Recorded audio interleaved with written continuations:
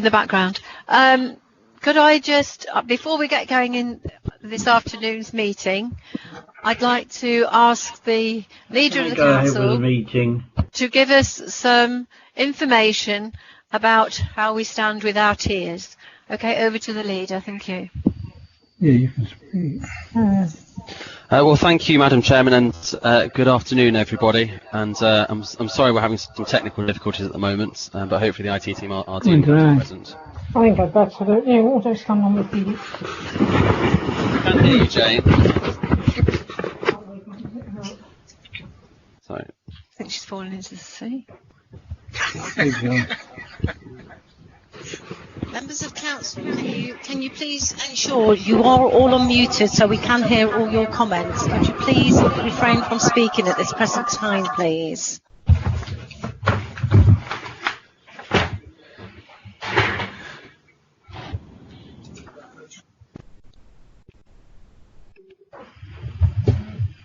I'm now unmuted, Chairman.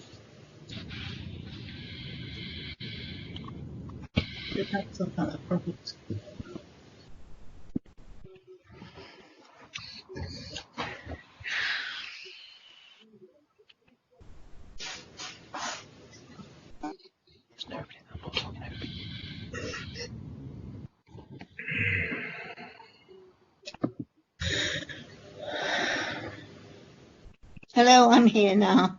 Councillor Capey Brown. No, they can't hear me. We can hear you, Rosemary. Oh, they hear. That's right, fine. Sorry, if I can just say a few words in relation to COVID and the announcement that everybody has said, and then we can obviously proceed with the meeting. Well, as you will all be aware, and with special thanks to Father Stewart, today obviously the government has announced that the post-lockdown regional tiers, so you will now be aware that South Kesteven has been placed into the highest tier, which is tier 3, alongside the whole of Lincolnshire. And this is despite the South Kesteven infection rate currently being below the national average. And I think we, like many local authorities, made representations to the government to look again at their approach to the tier system. And some of you will have seen that I co-signed alongside all the leaders across Lincolnshire a letter with Martin Hill, who's the chairman of the lower board, in relation to the tier system.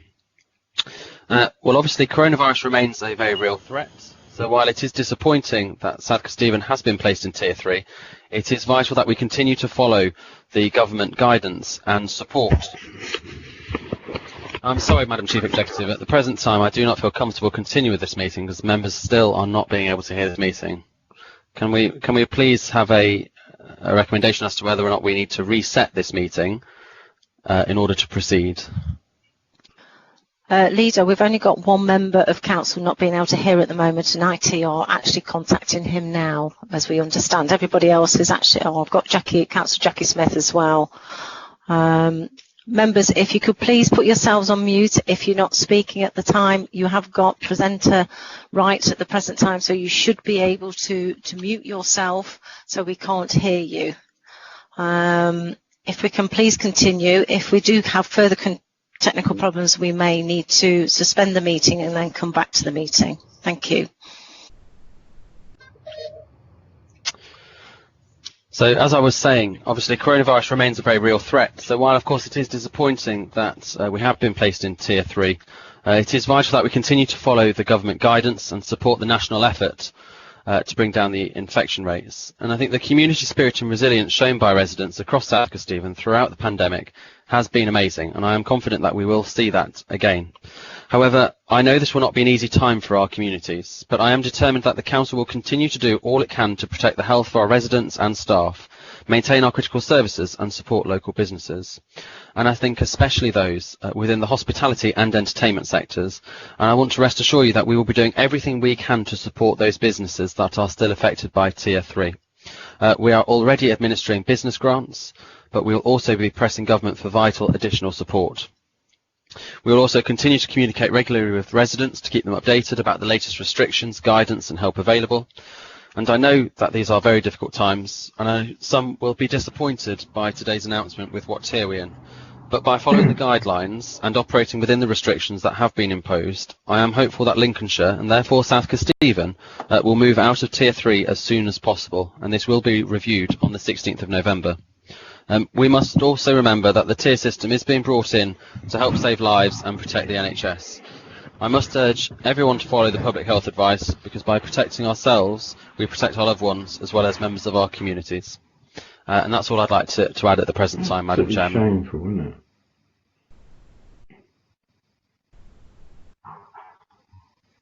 Thank you very much. Rather a sad note to start on, but I think after all the trouble we've had with our technical things, I think we better see if we can try and get through this meeting.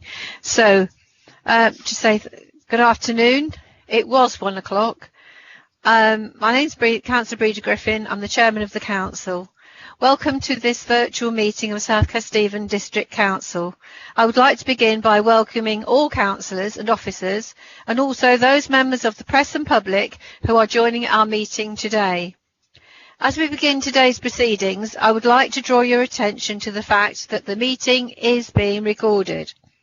For any councillor who hasn't already done so, I would like to ask that you turn on your cameras now. Please can I also ask you to turn off any telephones or put them onto silent mode, and to remove any possible distractions.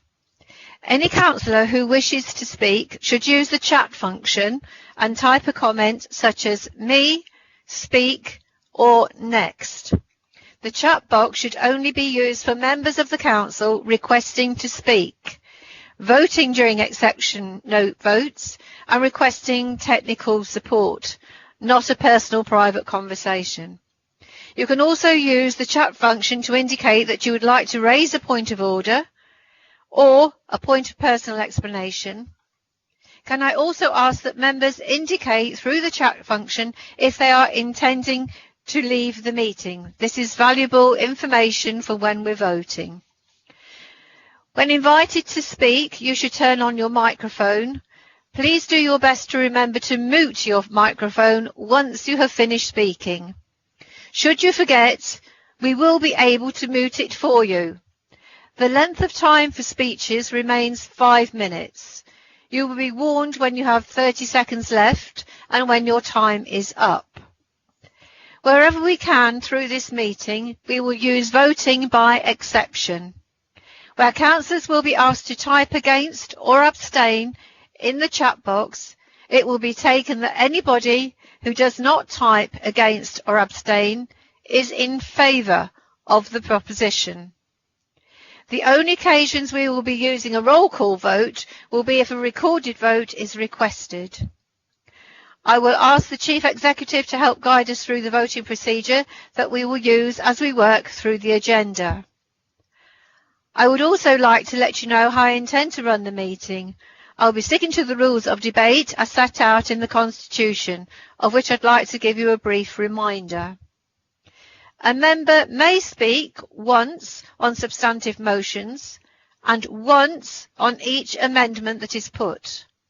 Other than exercising a right to reply at the end of debate on a substantive motion or an amendment, the only time a member may speak a second time is to raise a point of order or a point of personal explanation. Points of order may only relate to an alleged breach of the council procedure rules or the law. Any councillor who wishes to raise a point of order must indicate the rule or law and the way it is they consider it has been broken using our Constitution. A point of personal explanation may only relate to some part of the material of an earlier speech made by the councillor, which may appear to have been misunderstood during the course of debate. I will take a firm line on the use of both conventions, and the ruling of the chairman will be final. We will now begin to work our way through today's agenda. Agenda item 1. Can I please ask Shelley, the Democratic officer, to confirm the presence of all members in attendance at the meeting? Where a member doesn't respond, she will move on to call the next member. Once the list has been completed, the names of any member from whom no response is received will be recalled. Where there is still no response, that member will be recorded as having not attended. Thank you, Chairman.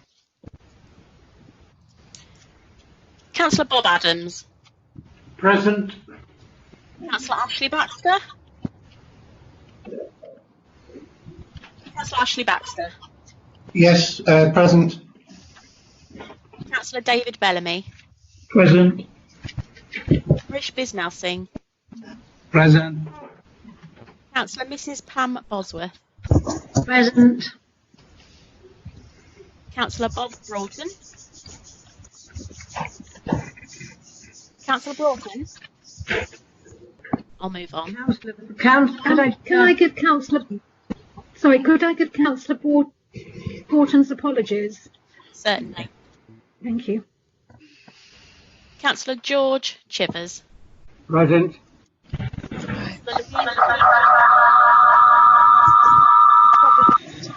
Present. Councillor Kellum Cook. Present. Councillor John Cottier. Present. Councillor Helen Crawford. Present. Councillor John Dawson. He sends his apologies. Councillor Phil Wilkes. Present. Councillor Barry Dobson. Present. Councillor Mike Exton. Present. Councillor Paul Fellows. Present. Councillor Helen Gorrell. Present. Councillor Breda Griffin. Present. Present. Thank you. Councillor Jan Hansen. Present. Councillor Graham Gill. Present. Councillor Gloria Johnson. Present. Mrs Rosemary Cabry Brown. Present. Councillor Anna Kelly. Present. Councillor Jane Kingman. Present. Councillor Philip Knowles. Present. Councillor Matthew Lee. Councillor Lee. Yes, present. Can you hear me? Apologies from Councillor Nikki. Councillor Can you hear me? Hello, can you hear me? Yes, Councillor, we can hear you, Matthew. Yeah. Thank you. We've received apologies from Councillor Nikki Manterfield. Councillor Annie Mason. Present. I can't hear whether or not you have heard that I am present. Could We somebody can hear you, tell me? Matthew. Thank you, that's lovely, thank you. Thank you. Councillor Penny Milnes. Present. Councillor Virginia Moran. Present. Councillor Charmaine Morgan. She'll be coming late. Thank you. As usual. Councillor Dr. Peter Mosley. Present. Councillor Robert Reid. Present. Councillor Nick Robbins. Present. Councillor Susan Sandal. Present. Councillor Ian Selby. Present. Councillor Jackie Smith. Present. Councillor Mrs Judy Smith. Present. Councillor Lisa Steptoe. Present. Councillor Judy Stevens. Present. Councillor Adam Stokes. Present. Ian Stokes. Present. Councillor Jill Thomas. Present. Councillor Rosemary Trollope-Bellew. Present. Councillor Sarah Trotter. Present. Dean Ward. Present. With apologies from Councillor Hannah Westrop.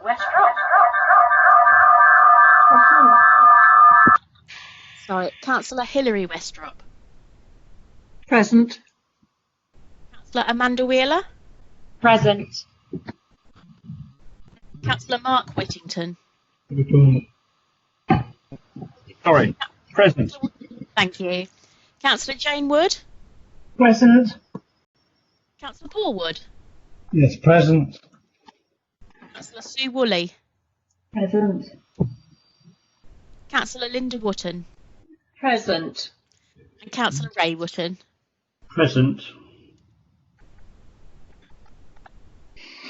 Thank you. And that's 3 apologies received, Chairman, and we are just waiting for the arrival of Councillor Charmaine Morgan. Thank you.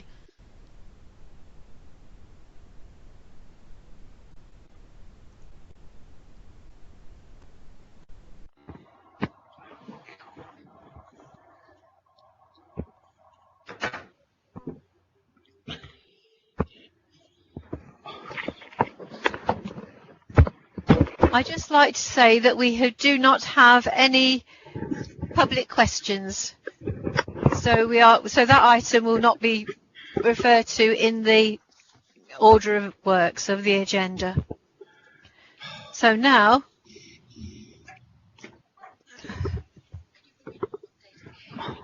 all right, sorry.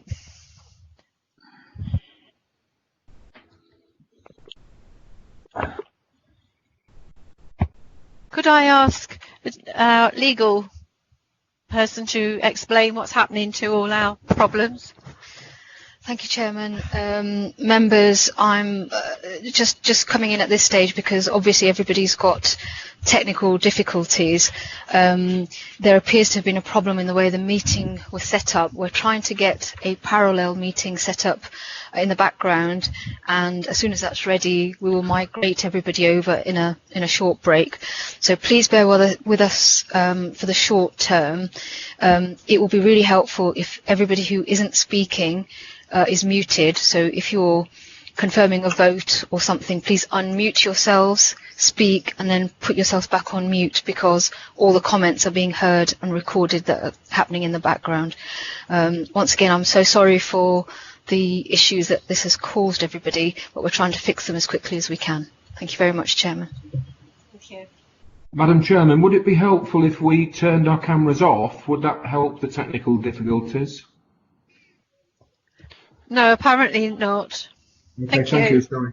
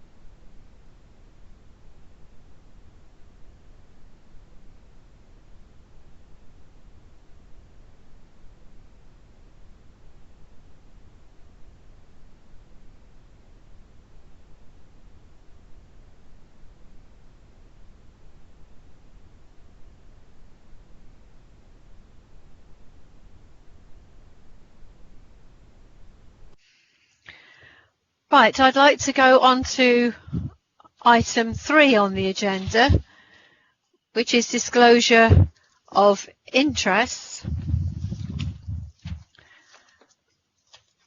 I would like to remind members that a disclosable pecuniary interest is an interest any member holds where they or their spouse or civil partner is likely to receive any financial benefit or disadvantage because of the decision that is being made.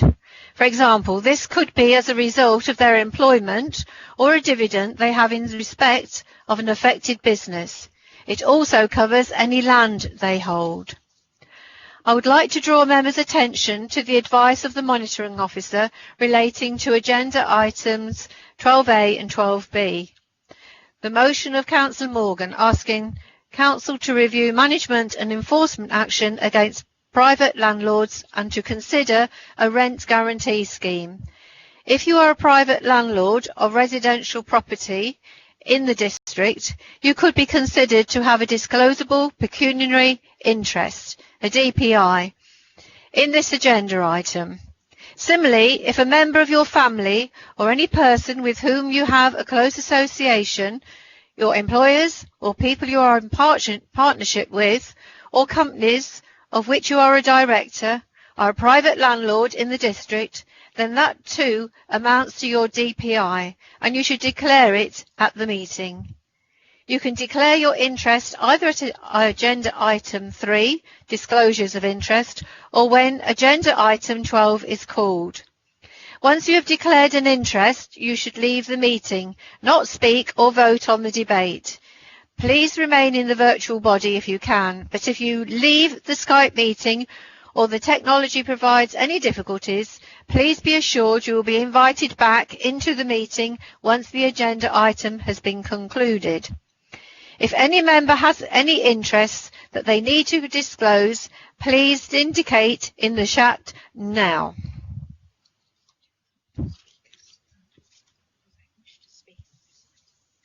Right. On this item. Right, could I ask... Yes, Chairman, I'm having difficulty in filling something in the chat, but I do need to declare an pecuniary interest. All right. Okay. Yeah. Thank you. We will call you in a moment. Thank you. Councillor Whittington. Yes, thank you, Madam Chairman. I need to declare a pecuniary interest under items 12A and 12B, the two motions being proposed by Councillor Morgan this afternoon. The first ground is I'm a private residential landlord with rental property in the Grantham area, and the second ground is that I am both a trustee and a beneficiary of my late father's estate, which has rental property in the Grantham area. Thank you, Madam Chairman. Thank you. Councillor Rosemary Trollope-Bellew.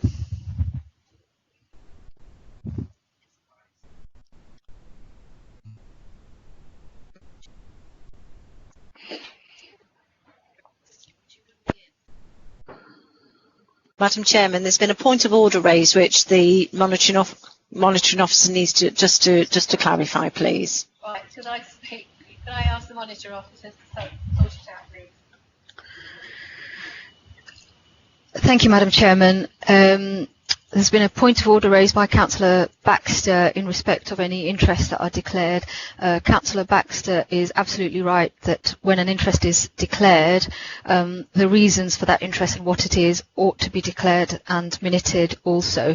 I have had prior notification from some of the members as to what their interest is, and so that will be recorded on the minutes. Thank you very much, Madam Chairman.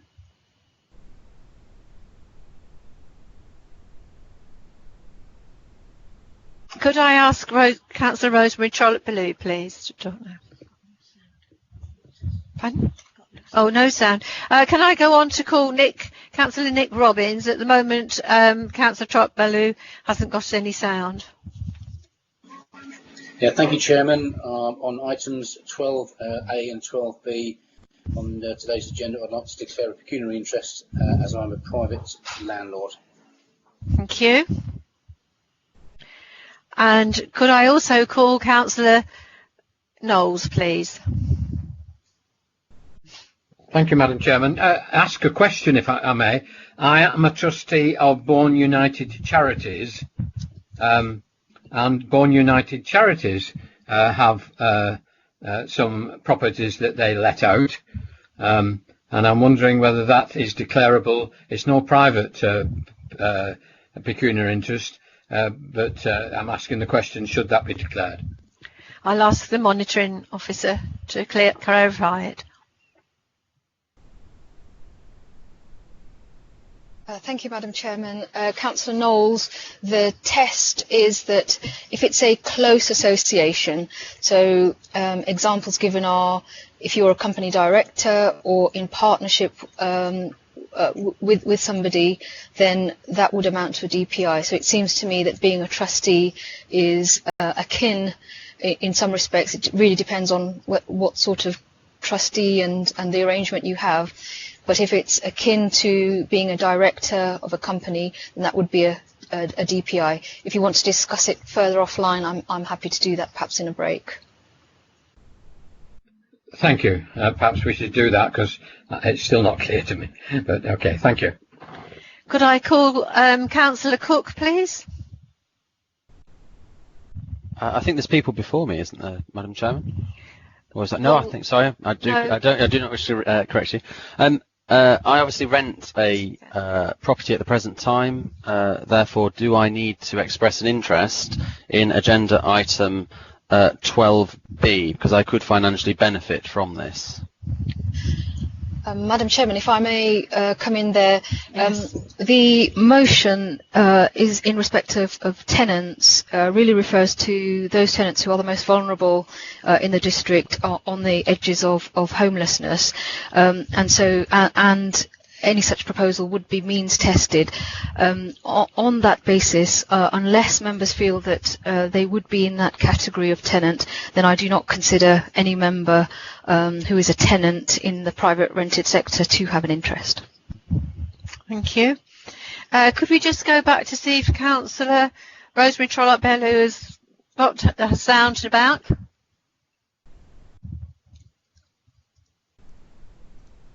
No?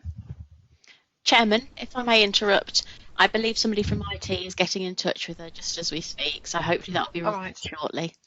Thank you. Councillor Kelly? Thank you, Madam Chairman. Can I just say my position is the same as that of Councillor Knowles. I am a trustee of the Bourne United Charities and chairman of the Almshouse Committee. So if the legal advisor could advise me too, that would be great. Thank you. I think the same holds to the previous one. Yeah. Thank you. Can we try again, Rosemary? Can I have Councillor Rosemary Trollope-Bellew, if we're online now? What for, Madam Chairman? Well, Sorry, I've missed a bit. It was whether you have a DPI in any of the for the agenda 12A and 12B. Yes, thank you, Madam Chairman. Apologies. Yes, a prejudicial interest in 12A, and I'll go for 12B as well because my husband has properties that he rents out, and I benefit financially from that. Well done. Look at you, Rosemary. Thank you. Right, is that it? Madam Chairman, I think you've missed Councillor Judy Stevens. She did indicate a prejudicial interest at item 3, but hasn't declared what that interest is. I'm sorry, I didn't think you needed the full thing. Both my husband and my partner and my son are landlords, and I'm a member of James United Charities, which is also a landlord. So yeah. Thank you, Councillor Stevens.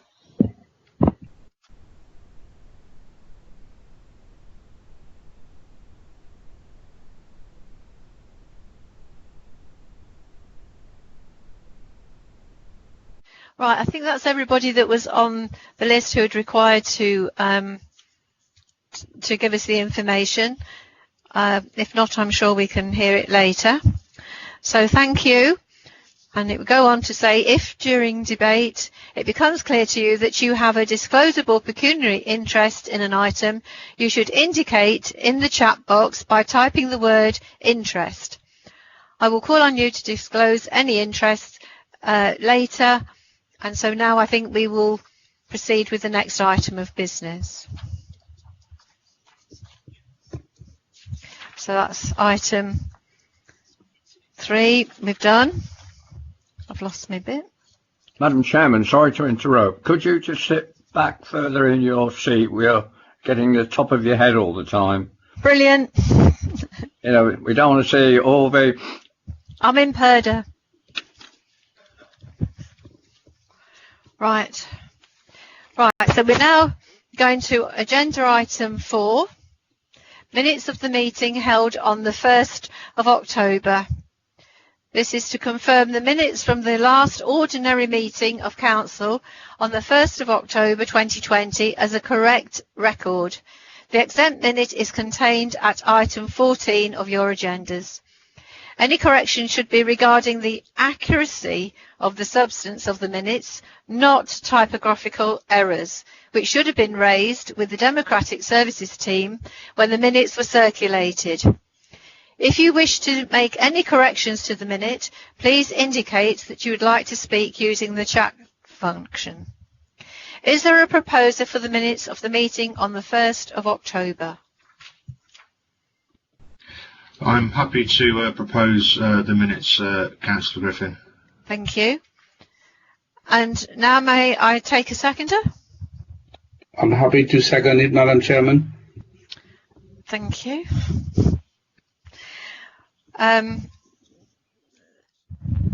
So you've all had time to have a look at it, go through it, and we then will go to the vote.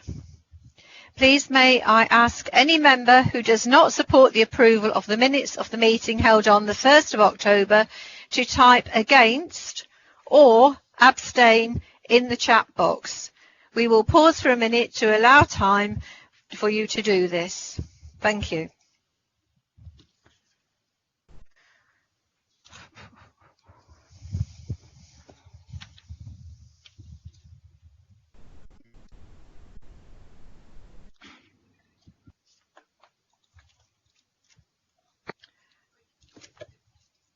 Pardon? Right, nobody's indicated, so thank you. Those are approved. Oh, 2 abstentions, is it? Okay, thank you very much. Right, so now we need to go on to the next item, which is, oops, I believe, my communications. I have, oops, it's all right, I'm just having papers moved around for me. Thank you. It is my communications. Sadly, because of the situation we're in at the moment, I haven't been able to do too many, but I have been able to join people in the unveiling of chairs, benches, which has been absolutely wonderful. I think it's been so kind that they've actually been gifted, and it was an honour to be able to represent the district at that. We've also done a civilian remembrance service at the Grantham Cemetery, which was lovely in its simplicity. There were very few of us there, but it was a lovely morning, and it was held with great care. And then we've got the remembrance service that was going to be at the church, but it was cancelled. And so I decided that rather than come in, because it was then cancelled, rather than come in on the Sunday, I laid the wreath actually on the 11th of the 11th at St Wolfram's Church. And then we were involved in the closing of the Garden of Remembrance, and I was truly amazed at how many people actually came to see that take place. And we were actually filmed as we were doing it. But that was quite a ceremony and a meeting to take away to remember. Now, I think we need to go on to item 6, which is the formation of Leisure SK Limited. Now, we now have a report from the Deputy Leader of the Council on the formation of Leisure SK. I'll ask the Deputy Leader to present his report. Thank you, Madam Chairman, and good afternoon, everybody. The report before you today provides the Council with an update on the formation of Leisure SK Limited and the work that has been undertaken to fully establish the company and ensure it will be operationally capable from January 2021. Having previously been appointed as a Director of Leisure SK Limited by Council, it is proposed within the report that I will be joined on the board by the Leader of the Council, Councillor Callum Cook, together with Councillor Adam Stokes and Councillor Rosemary Trollope-Bellew. I would also like to propose a change to the recommendation in your pack to include the appointment of the Chief Executive, Karen Bradford, as a director. In addition, once appointed, it is proposed that the Director of Growth and Culture and a non-executive director will complete the board of directors. This will ensure that the necessary political and strategic support is in place for Leisure SK Limited to be successful. A 5-year business plan for Leisure SK Limited has been developed, which was considered and endorsed at a meeting of Companies Committee on the 21st of October this year. This plan has been used to set the amount of financial support that the company is likely to require to cover the period between January 2020 and December 2020. Due to the ongoing impact of COVID-19, the recommendation within the report requests that the delegated authority be provided to the Chief Executive in consultation with the Section 151 officer to agree the final amount to be provided to Leisure SK up to the sum of £500,000. The final figure required will be subject to a reconciliation of income and expenditure compared to the business plan, and will also consider any future potential closures or lack of customer demand arising from the COVID-19 pandemic. As the company will require some working capital, it is proposed that a sum of £250,000 be transferred to the company in advance of trading, and that the remaining amount is provided on a quarterly basis in advance. It has been a significant endeavour to set up the company and undertake the necessary work in a very short time frame. And I hope that you agree that this is a very positive move by the Council for the benefit of our leisure customers. I would like to move to the recommendations within the report, and there are 2 amendments I would like to propose. These are to add Karen Bradford, Chief Executive, to the proposed list of directors in recommendation 1, and recommendation 3 will be slightly amended to add limited after a Leisure SK, as this was previously omitted.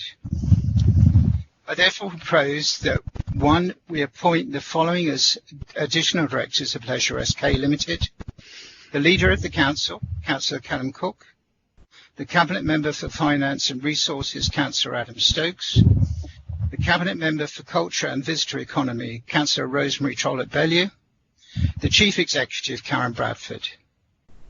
2, to approve the appointment of the Director of Growth and Culture and a non-executive director to the board of Leisure SK Limited upon the successful conclusion of the Council's recruitment process for these posts. That delegated authority is provided to the Chief Executive in consultation with the directors of Leisure SK and Limited, to be added here, please, to appoint a non-executive director to the board on the successful conclusion of the recruitment process for this post. Approve a budget not exceeding £500,000 for the management fee to be provided to Leisure SK Limited for the period January 2021 to December 2021, and that delegated authority be provided to the Chief Executive of the Council in consultation with the Section 151 officer to agree the final amount, noting that the payment will be subject to a reconciliation to show the impact of COVID-19 on income and expenditure. And finally, to approve an upfront payment of £250,000 of the annual management fee to provide for working capital for Leisure SK Limited to enable the company to have sufficient cash flow to cover any necessary expenditure. Thank you, Madam Chairman. Thank you. And I believe that the seconder is Councillor Bob Adams. Formally second and reserve the right to speak, Madam Chairman. Thank you. And now I ask, we've got speakers, and so I'd like to ask Councillor Moran to start the debate. Yeah, my question was for at the end of the presentation. I'm assuming there is more to be said on the Leisure Centre before this item finishes. The new Leisure Centre, you mean, Councillor Moran? No, I mean Leisure SK. Yes. It's to put to Leisure SK, but it's nothing to do with who the directors are. I don't quite understand your question. Madam Chairman, I think Councillor Moran's question will probably be for the members' open questions if it's a general question on leisure. Yeah. No, well, it's not. It's a specific question for Leisure SK. Can you just repeat it then, please, Councillor Moran? Well, it's a long question. Well, Madam Chairman, I think what the member's asking is and she indicated that in the chat box, is to speak at the end of, or not at the end of the debate, but when other councillors have spoken. yeah, most certainly, yes, of course. Yeah. Right, so I'll go down then to Councillor Baxter. Thank you, Chair. A few points. Firstly, I don't understand why we have only just been told that Karen Bradford is the appropriate person. I'm not saying that she's not the appropriate person, but having received the report maybe a week ago for a organisation that is supposed to be well organised and ready to get up and running, why are we chopping and changing our directors at this late stage? Are we just making it up as we go along? My second point is, are these directors ex officio, meaning, well, you know what ex officio means, Chair, or are they the individuals? I know that we appoint the individuals, but can we have an assurance that if any of the post holders leave their post, then they will also be resigned from the Leisure SK? Thirdly, I'd like to say that the non-executive director, the one that we're planning to pay £15,000 a year for his or her services, has for recruitment started, and when the recruitment is ready for approval, that approval shouldn't be done by the other directors. It should be done by either Companies Committee or the chair of Companies Committee, or by someone who is independent of the other directors. This non-executive director, £15,000 a year, is someone that's supposed to be bringing some balance. So the last thing we would want would be accusations of cronyism. That wouldn't help at all. Finally, I'd like to ask about the directors. Personally, I don't think these are the appropriate directors, and here's why. First of all, the directors proposed are very busy people. I know that Councillor Cook and the Chief Executive and some of the others are already directors of companies, and they are cabinet members, and I'm not sure that they have sufficient time to do this properly. Bearing in mind that we're paying someone £15,000 a year to do it properly, I'm not sure that they will be able to fit it in. Secondly, there is a conflict of interest. The Chief Executive and Councillor Cook and others have become both poacher and gamekeeper. Our gamekeeper is I don't know if I should say her name, Karen Whitfield, the head of Leisure, and she is supposed to be keeping the Leisure SK in order, and yet she is managed by the directors of Leisure SK. So if there is a conflict where she is put upon, then that makes her situation very difficult. But my final reason for saying that these people are not appropriate directors is that, as far as I know, they know nothing about running leisure facilities. When was the last time that any of them entered a leisure centre as a participant or a spectator, let alone a Leisure SK centre, or participated in a sport? And I'm not including fox hunting, because I know that at least 3 of them have been... Can we just leave that one alone, please? Can we just stick to what we're discussing here?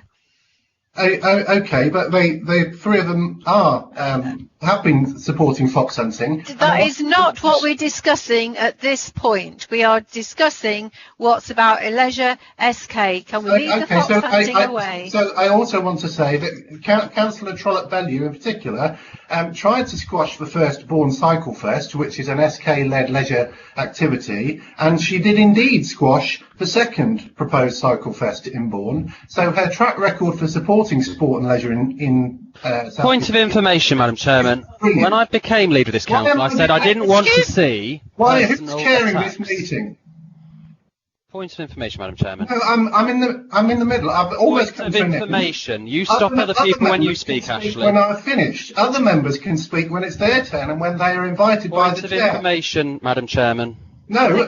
Thank you. Right, I'm coming to an end. Madam Chairman. In conclusion, I would like to say that these are not. Point of information, Madam Chairman. Thank you. Please. Councillor Baxter is making a personal attack on an individual member of this council. It is unwarranted and it is not appropriate, and he should not be aiming these words at an individual. When I became leader of this council, I said we were fed up of personal attacks, and it is time to stop it. Thank you. I think we'll go on to the next person. Do you want me to answer some of these questions, or should we leave those, Madam Chairman? Would you like to just... Yes, okay. Would you like to answer those? Well, first of all, Karen Bradford has an extremely long and, I think, knowledge of leisure. She was involved in leisure throughout her career. And as in the absence of a director of growth, we need someone else, and the best person we could look for is our chief executive, Karen Bradford. Ex officio, obviously, when people leave the council or so on, then they will no longer be directors of Leisure SK. The last one was, I think it was talking about the new executive, the non-executive director that is coming in.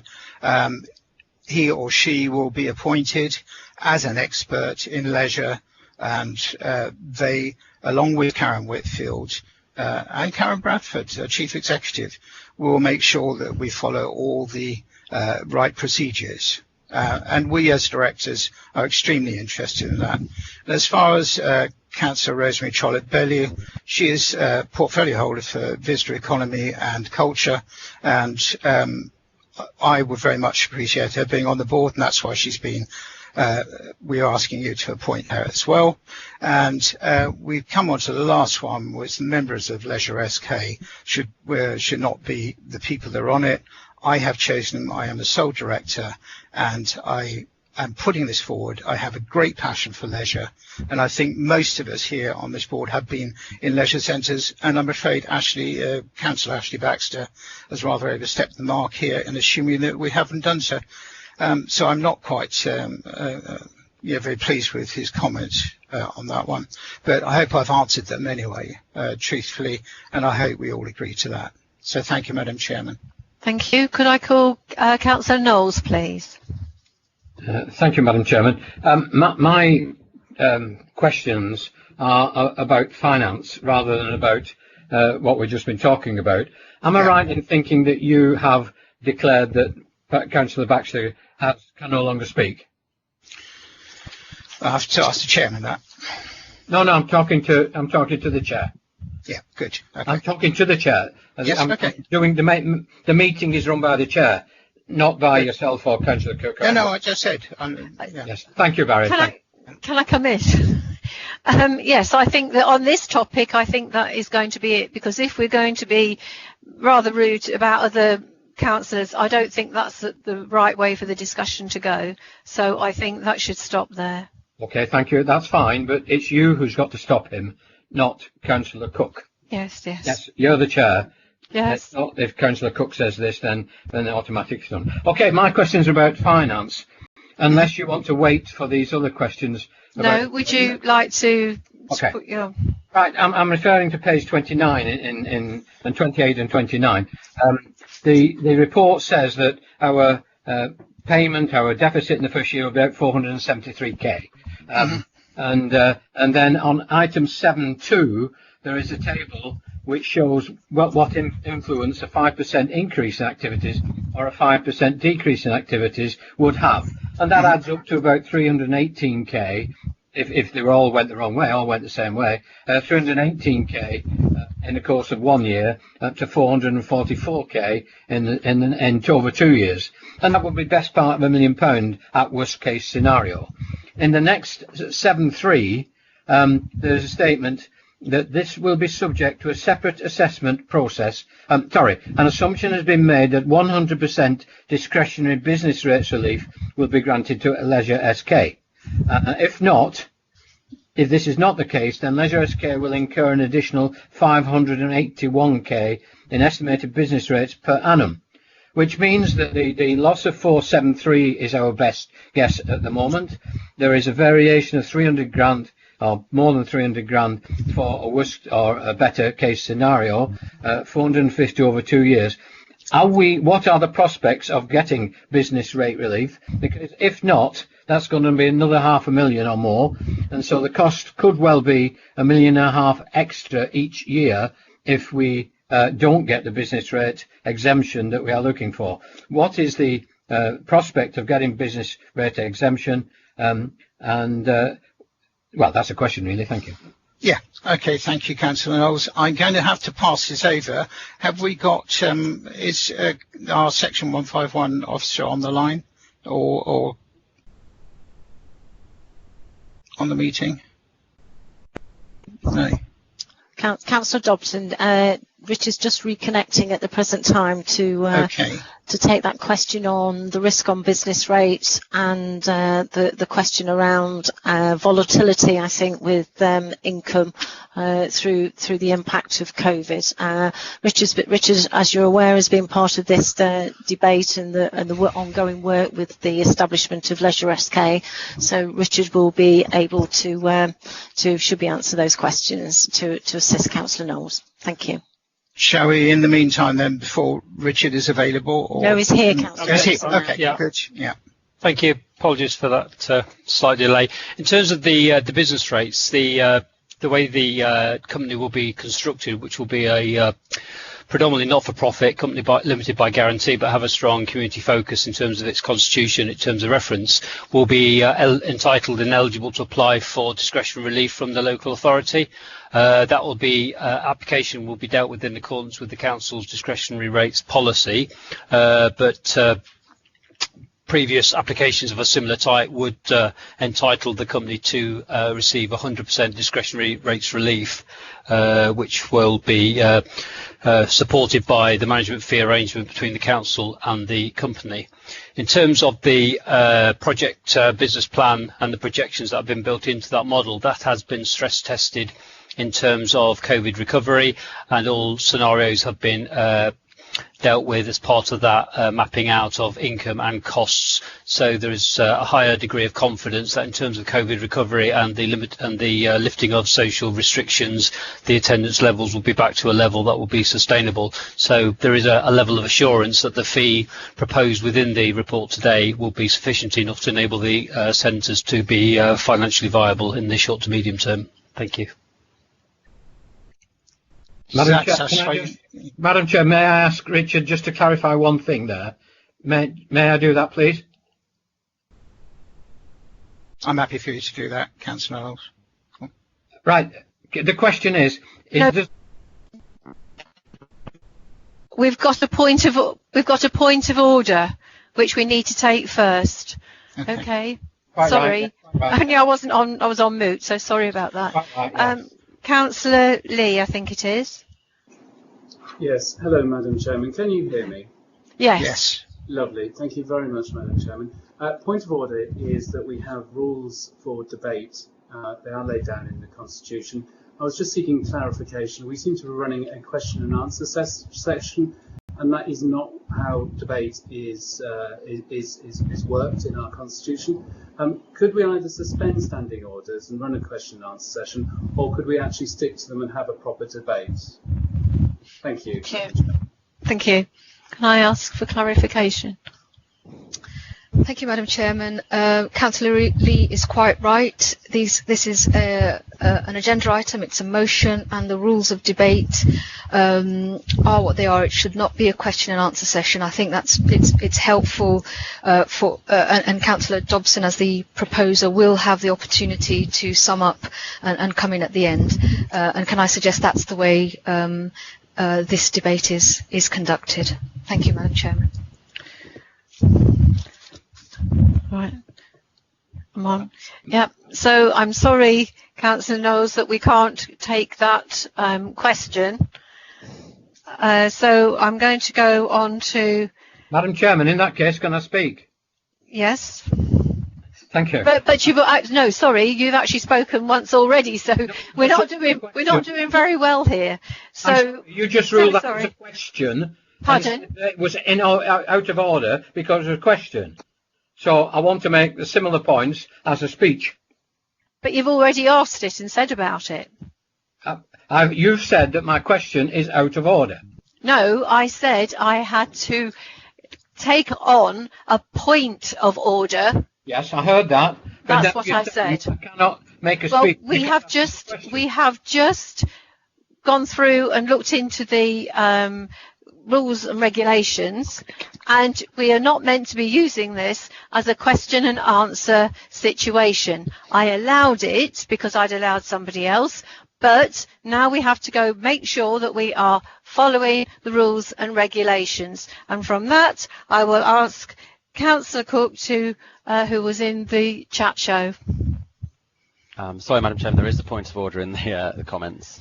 Right. Which I believe trumps me as a speaker. Right, okay. Madam Chair, can I suggest that Councillor Knowles' question and answer is then made as a statement? Can we do that? Just leave it in there. Okay. Thank you very much. That'd be all right, Councillor Knowles. What I wanted. That it is point of order as a statement, not as a question. Okay. Yes. Madam Chairman, if I can just intervene. Councillor Knowles has indicated that he would like his question repositioning as his speech, and that is absolutely fine. That will be recorded in the minutes as we would normally capture it. So, Madam Chairman, I think with that in mind, you can now move forward to the next speaker. There's a point of order, Chairman.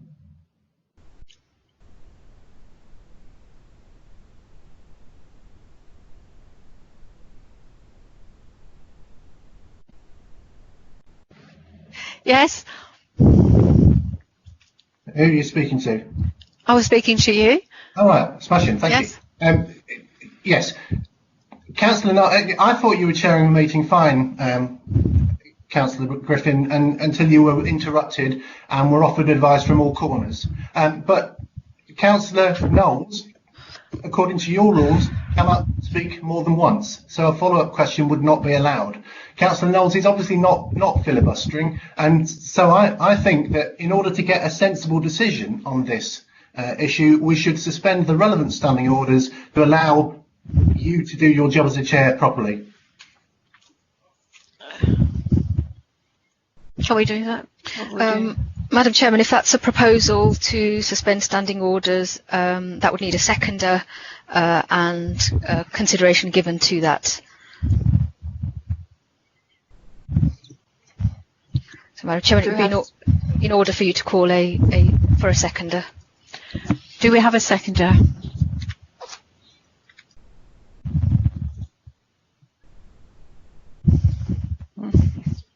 We do.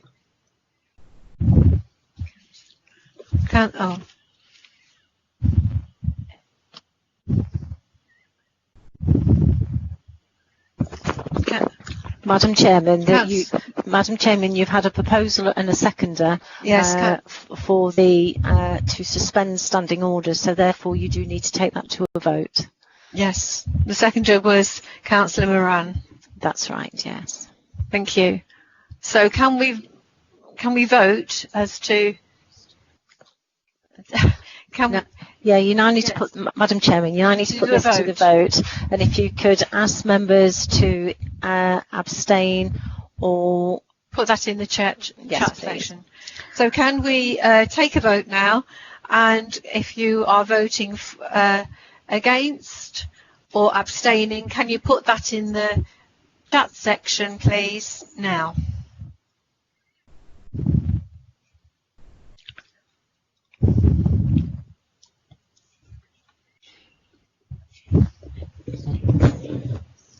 Shelley should be.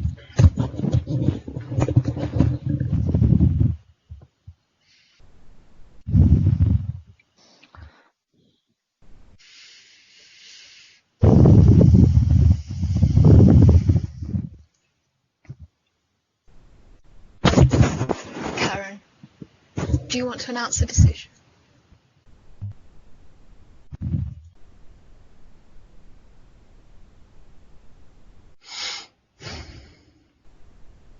Madam Chairman, the voting in the chat function does show that the motion put forward to suspend standing orders has failed with the majority in support of keeping standing orders in position. So therefore you go back to the rules of debate as part of the Constitution, where members speak once. It is a debate, it isn't a question and answer session. Thank you. Thank you. Right, so we go back to the original, and I now ask Councillor Cook to speak. Lovely, thank you, Madam Chairman. So I've just got a few comments to make in with regards to the Leisure SK proposal. Well, obviously it has been a significant undertaking for the Council to set up Leisure SK and ensure that it will be operationally capable from January of next year. And this has taken a real coordinated effort, which has seen many of the Council's teams working together, including finance, HR, IT and property. And this is an exciting endeavour for the Council, which will ensure not only greater control of our own leisure facilities, but also about how they're operated and also the quality and condition in which they are run. Now, of course, there will be a period of bedding in, and transferring the service to Leisure SK Limited will allow the Council to make improvements to the services offered and the Leisure Improvement Programme in the longer term. I think what is important to note is that the LGA and other councils are actually taking note of what we are doing, hopefully not too much of what we're doing in this meeting, but of this proposal for Leisure SK Limited. You know, as we all know, the leisure market is extremely volatile at the present time, and there's a lot of uncertainty in the marketplace. So by us doing this, it will secure our future.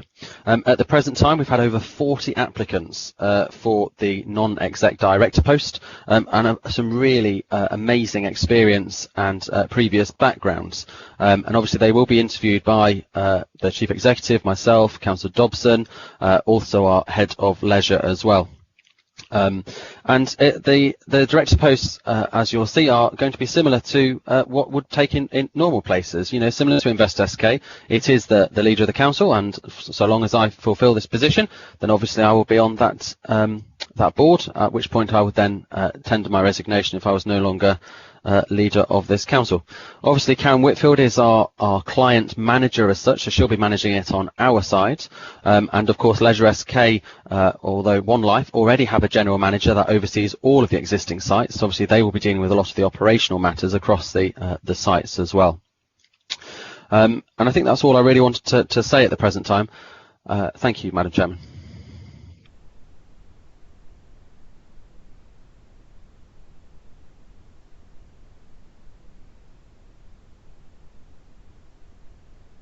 Could I call Councillor Adam Stokes, please? Yes, thank you, Chairman. As I was mentioned earlier by Councillor Baxter, I thought I would come and have a conversation like he normally does. So I have been involved with Grantham Town Football Club for many years prior to my resignation earlier in the year. We have dealt with One Life.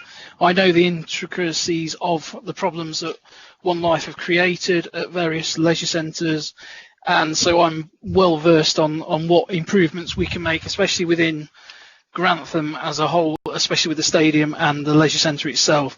So I do know the runnings of that area. So I feel quite confident that I will be able to add to this, or being on a board of director as this committee. Thank you. Thank you. Could I call Councillor Stokes, please? Thank you very much, Madam Chairman. Good afternoon, everyone. I do welcome the formation of Leisure SK. I don't think anything could be as bad as what we've had in recent years under the old provider, One Life. So I really do welcome it, and I think there is an opportunity to improve our leisure offer through bringing it in-house, or almost in-house, into a wholly owned company by us. And before I sort of do that, though, I do want to just ask a point of clarification, if I may. As the leader says, quite rightly, I think, a point of order trumps a speech by a member, and we have to stop and listen to that point of order. Is the same true of a point of information? Can someone just say point of information and then cut across another speaker, or do you have to wait for the for that point of information to be called? While you're considering that, I'll move on, if I may, to say I do welcome, as I say, the formation, and I note that today what we're being asked to do by the sole director of Leisure SK is to endorse his hand-picked members of those extra directors that he wishes to join him as directors. I have no objection personally to those that are being proposed, but I would feel a lot more comfortable, and I think others would too, if there was a little bit more of a political balance in there. And so I would propose an amendment that the leader of the independent group is also added to that list of directors. And then, in addition to that, I would like to ask a question. How will Leisure SK be effectively scrutinised by the council, and will it be subject to freedom of information requests? Thank you, Madam Chairman. I believe it was meant to be a fact-finding, not a questioning section. But we will ask the question about the points of order. I think I'm entitled to ask a question, am I not, on an agenda item? Perhaps we can get legal clarification on that.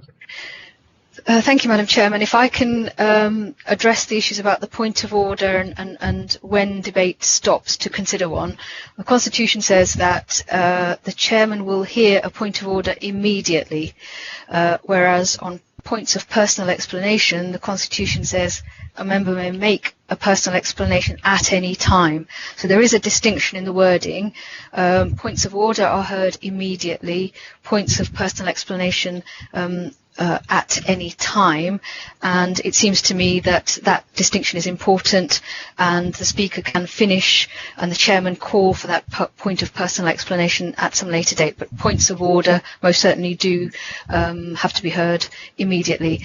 Madam Chairman, whilst I'm speaking, the two questions about scrutiny and FOI, the place for scrutiny of the company would be at the Companies Committee. It falls squarely in their terms of reference, and yes, this company would be subject to FOI just as any other wholly owned company. Thank you, Madam Chairman. And Thank you. That's what I thought about the point of the difference between the points. You can't just say point of information and then cut across a speaker, even if you're the leader. Thank you.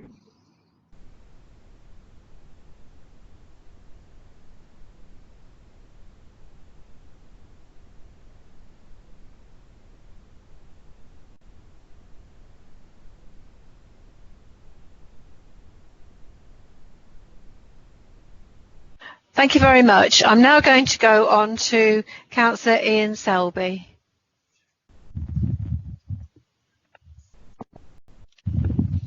Well, I wasn't quite expecting that so soon. First of all, just like to say, I think Shaheen's doing a very good job. Thank you, Shaheen, for the work that you're doing. This particular item, Madam Chairman, you're doing a good job as well, Madam Chairman. Let's have it said. Thank you. Yeah, I'm very supportive of this, Madam Chairman. I'm delighted that the council is taking to pursue this. It's not a mandatory service that the council has to provide, so credit where it's due. This is about the health. And it's nice to see that the administration are doing that and putting our constituents' health at the forefront. It's has needed a bit of a shake-up in recent years, I have to say. This is an arm's length organisation, but it's our arm's length organisation. Quite a challenge for the council, I've no doubt. Absolute no doubt. There's going to be teething problems that the council's going to have, and let's hope they overcome those swiftly. With regard to the non-executive directors, nice to hear that there's been 40 expressions of interest. Can I just ask you to stop there? We've just had 2 points of order. So I'm sorry, they've got to cut across what you're saying. Madam Chair, just to say I wish the council well thank you. With this. Thank you. Well done. Can we ask Councillor Kelly, please?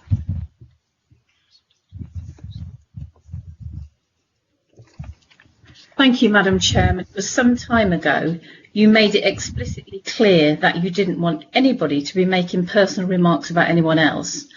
And then one of the councillors chose to make personal remarks against Councillor Baxter, and I would have thought that we were all trying to improve our performance.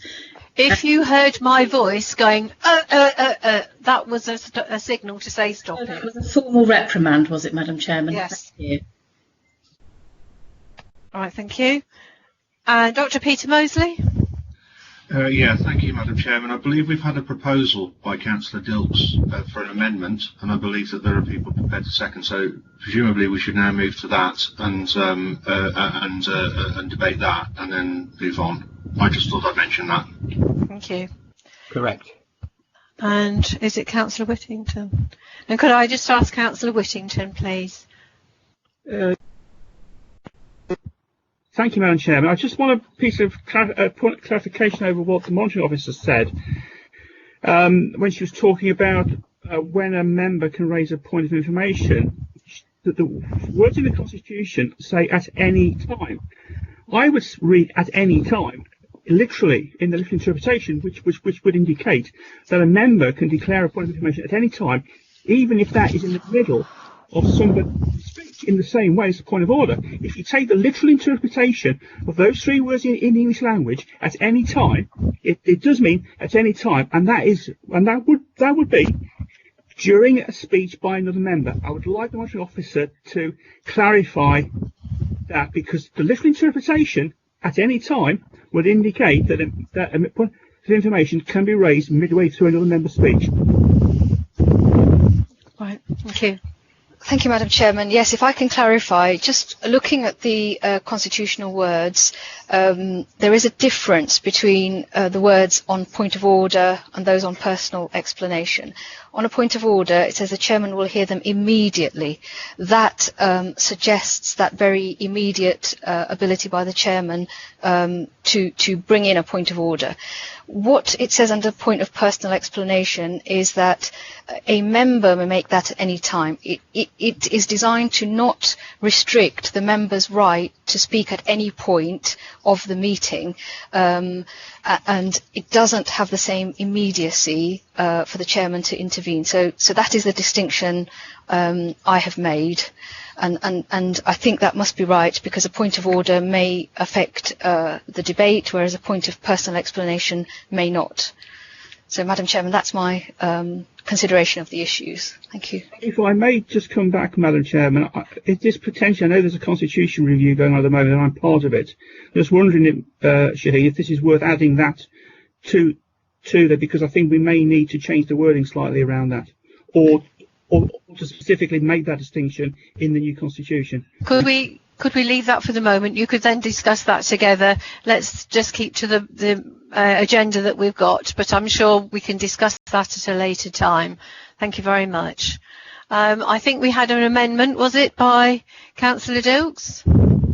Madam Chairman, yes, we did have an amendment by Councillor Dilks. Can we just go through it again, what it was, please? Yes, it was for the inclusion of the leader of the independent group to be added to the list of directors for Leisure SK Limited. I didn't see in the chat box, I may have missed it, for a seconder for that. I have seconded that. Okay, thank you very much, Councillor. So therefore it's been proposed and seconded, so therefore you do need to take this to a vote, Chairman. Right, and can we do the usual thing whereby we do the against and abstain in the chat section, and can we start voting now? Madam Chairman, before we have a vote, I just wonder if there is an opportunity. I don't wish to say any more about it, but others may wish to comment on it before we vote. Well, I would have thought that we'd actually discussed it quite Haven't discussed it with respect, Madam Chairman. Just all. I just think. Oh, sorry. Right. Okay then. So we'll take. Who have we got down to speak? Anybody? Madam Chairman, members of council have started to vote against the motion, the amendment to the motion that was put forward by Councillor Dilks. Councillor Knowles was proposing that I think it was Councillor Knowles that there hadn't been debate on this matter. If it is an amendment to a motion, members can speak again and can debate this matter of the amendment. Not that we'd had anybody mention that or ask to speak in the chat box on that matter. So, Chairman, it's up to you to see if you want to have this matter debated further or not.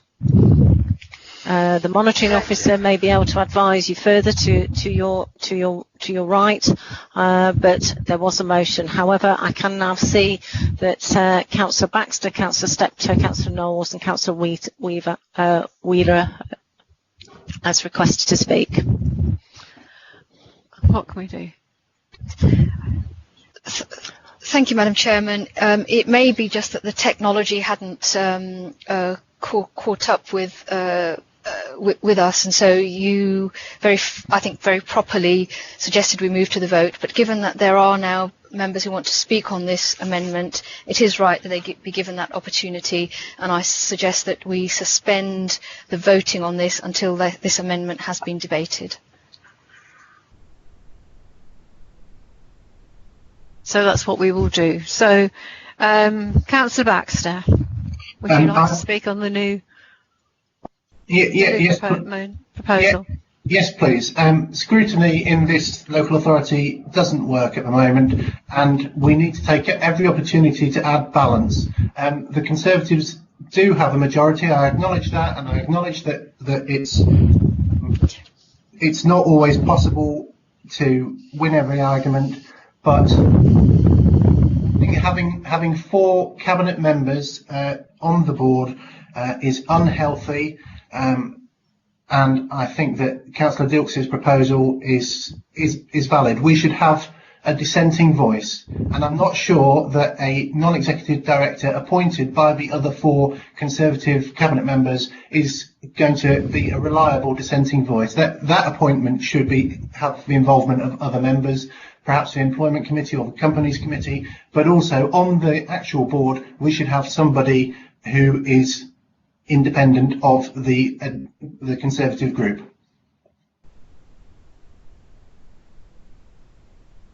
Right, I call Councillor Steptoe.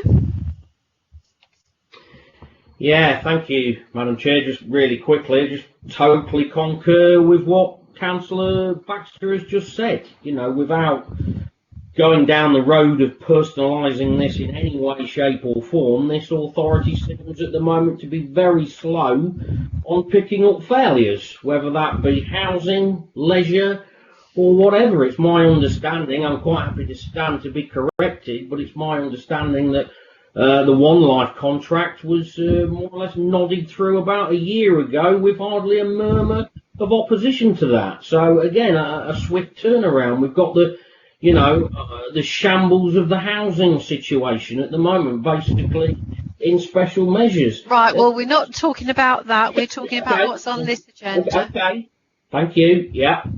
But it's quite clear that scrutiny is not doing its job, as Councillor Baxter has just said.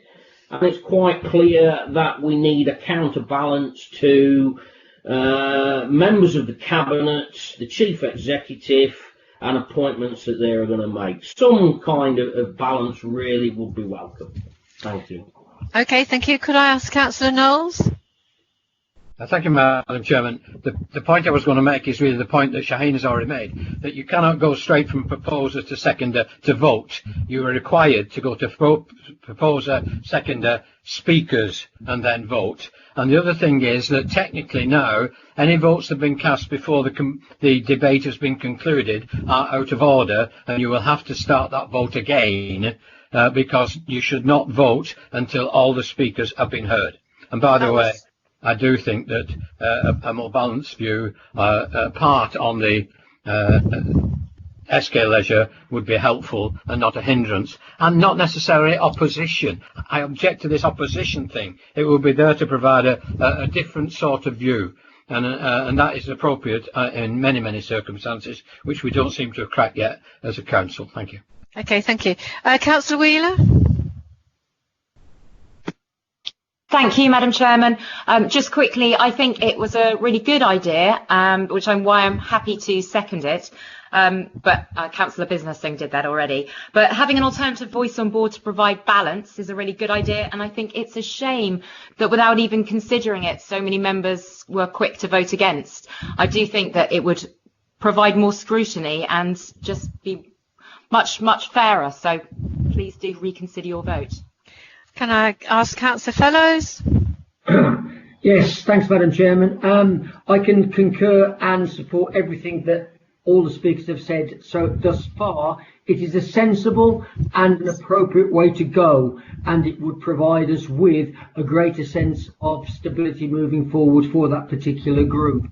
I also am amazed that the votes were flooding in against it before any arguments or discussion had been heard, and I would encourage and ask fellow councillors to reconsider the sense of this amendment and to change their votes, because just to vote against it just because is not a sensible, adult or intelligent way to proceed. Thank you. Councillor Mills? Yes, thank you. I'd just like to support this amendment as well. We do need independent representation in the council. It's very poor at the moment. We've only one vice chairmanship. I do take issue. We're not going to be a dissenting voice. We're not opposition. But that, in my book, independence equals an open mind. And that is good for probing and making sure that these businesses run on track. So I would support it, and I would recommend that everybody looks at this in a very sensible and balanced way and not party political lines. Thank you. Thank you. Councillor Bisnell-Singh. Thank you, Madam Chairman. I agree with everything that has been said so far.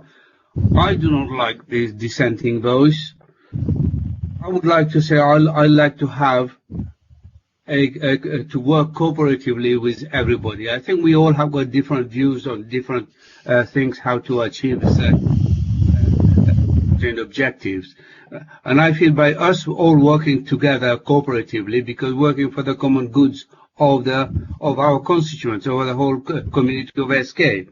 So I would very much, I would like to have somebody that has got a different and alternative views, to add to the discussion, make it more healthy and probably acceptable to the whole community as well. So I would really welcome if the leader and probably the Barry could consider that, probably add the leader of the independent groups in it. Thank you. Thank you. Councillor Paul Woods.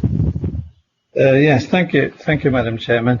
I must say, I do think when you're forming a Leisure SK, I think the idea is very good. I was a bit disappointed to actually see there was no member from the independent group being put forward on it. So I was pleased that Councillor Dilk nominated me. I think you do want a balance. I was rather alarmed to see so many Conservatives voting against me. I thought most of them were my friends, but maybe I'm wrong. Maybe they're not. But please consider, I'm not anti-Conservative. I think the formation of the company is a good idea. I think to move it forward. I think to have a balanced view is always good. And I say I'm not anti-conservative. I think a member of the independent group, well, I've been nominated, so I'm plugging for myself, aren't I? Please consider it and please see if you can change your mind. Keep going. Thank you.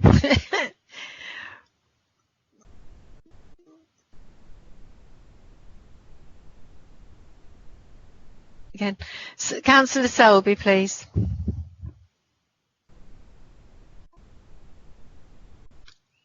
Thank you very much, Madam Chairman. We've lost him. Can you hear me? Yes, but we can't see you. Can't see me. I'm on the video, Madam Chairman. Can you see my Lincolnshire flag in the background? No. There we go. Anyway, as long as you can hear me. Madam Chairman, I'm not expecting this amendment to be successful. However, my name to be considered if this amendment is passed. I'm a non-aligned independent. You won't get any more independent than what I am. I'm very keen that this venture is successful. I'm very enthusiastic about it. I've been a sports enthusiast all my life. I'm a judo instructor. I've done show jumping, you name it, Madam Chairman. Swimming, you name it. Zumba. Let's give Zumba a plug. Zumba enthusiast. Done 470 Zumba classes at our Mears Leisure Centre. So I'm very enthusiastic, and I would like my name to be considered if this amendment is passed. So I hope somebody would support my nomination for it. I would have been interested in the non-executive position, however, 15 grand for that, oh, it's too much money for me, that is. Anyway, that's my thoughts, Madam Chairman. Thank you, Councillor Hanson, and I think this is going to be the last one now. Thank you, Madam Chair. What I'm about to say may well be slightly controversial. I've come to the conclusion quite a long time ago that this council is being run more as a dictatorship than a democracy. Perhaps they should take a lead from Westminster committees such as the Select Health Committee, which has a healthy balance of MPs from numerous parties. And the way South Stephen is being run is a disgrace. Whether you like it or not, us minority councillors represent tens of thousands of voters. You have a right to be heard. You have a right to be put on committees and senior posts. Thank you very much. Thank you. Right, could I ask the Monitor Officer, please, now? Thank you, Councillor Chairman. I just wanted to clarify the roles of directors and the council as shareholder, and they are two very distinct and different things. The role of the board of directors is to give leadership, management, direction to the company itself and on an operational day-to-day basis. The role of the council as shareholder is to scrutinise that company, make sure the council is getting good value from that company, it's being run appropriately, and that is done in this council through the Companies Committee. And that Companies Committee is a politically balanced committee. So I just wanted to clarify what the board of directors does. Its role is not there to scrutinise the company, it is there to promote the interests of the company and run the company well. The role of scrutiny falls to the Companies Committee, and that is a politically balanced entity. So I hope that helps members to distinguish those two roles within this sort of complex arrangement inside a local authority. Thank you, Madam Chair. Okay.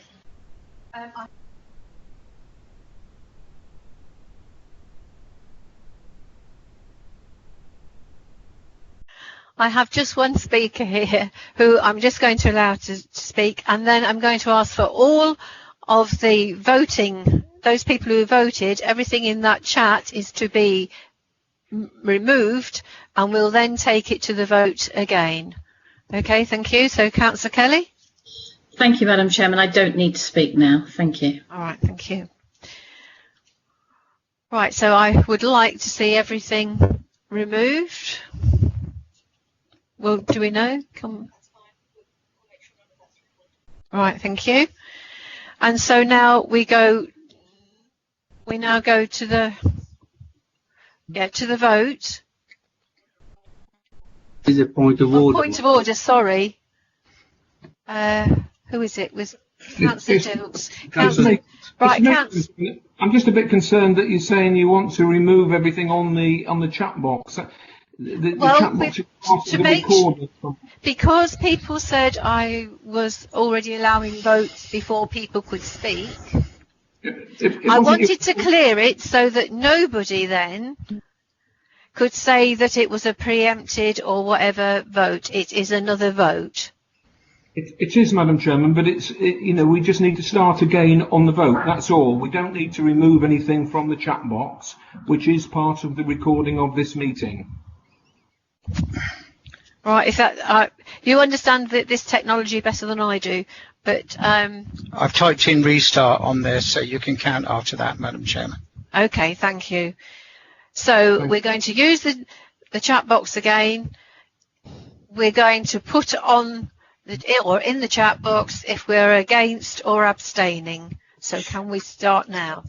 Wait a minute. Do we know, because there's been a wrong... Hang on. Madam Chairman, can I just clarify before people start? This is what we're doing is amendment to the original motion, which has been put as 1 to 5 on Leisure SK for around Board of Directors. This is for the addition of the leader of the independent group. And I think, I don't know, that got proposed and second. I didn't hear a seconder for Councillor Ian Selby. So the first vote is for the leader of the independent group to be added to the Board of Directors.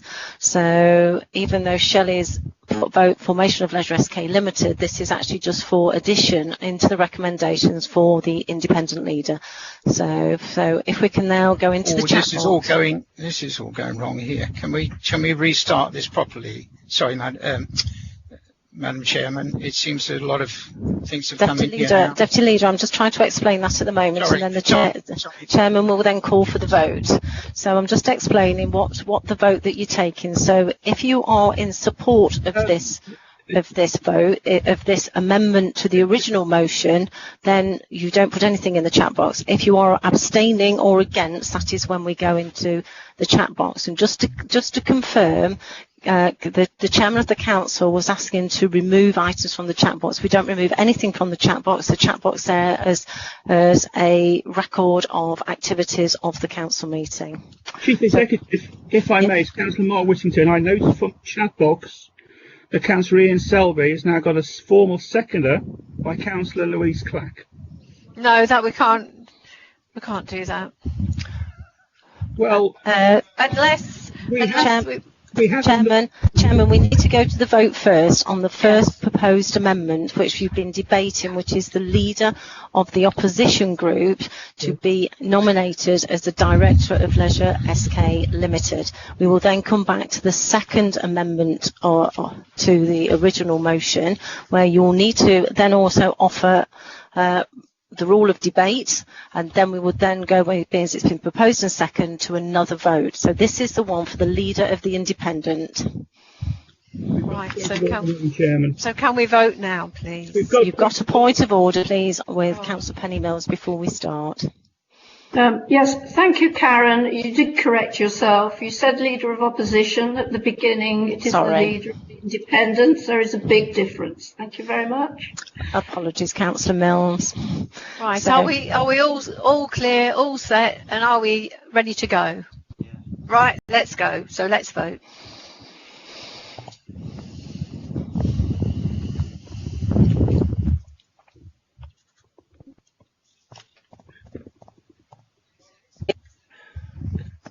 Even working.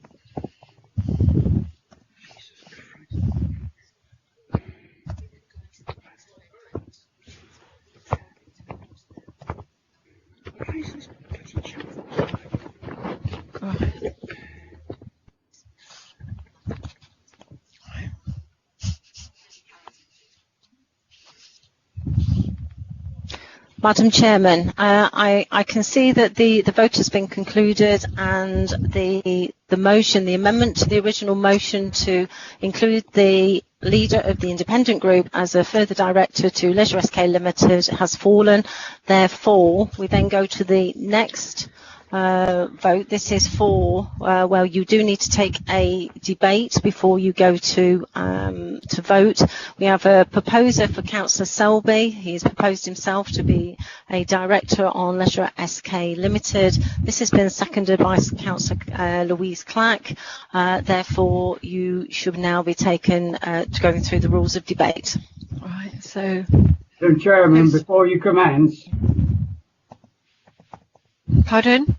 Madam Chairman, before you commence, my chat box function is not working. Councillor Chivers. Councillor Chivers, thank you for notifying us. We'll get somebody from IT to contact you, but could you just then confirm your vote for the last one? But we have confirmed that it did fall because the majority of members was against that original proposal. But if it's not working when we go to the next vote, if you could let us know, please. Madam Chairman, I had a similar issue with the chat box, and it took a heck of a long time. And you actually called the vote concluded before I had a chance to vote because the chat box function wasn't working. It subsequently did work, but after you'd called the end of the vote. So I think there's some real issues with this technology that's going on, and it's actually hampering the whole process. I'm amazed that we're still using Skype. Actually, it's just not working. Thank you, Thank you. Mr. Madam Chairman, it's Rosemary here. I'm afraid I put my observation in, and you had called the end of the vote by the time I managed to get it in. Right, thank you. That has to be 3 or 4 of us, so it's not good, is it? Thanks. Well,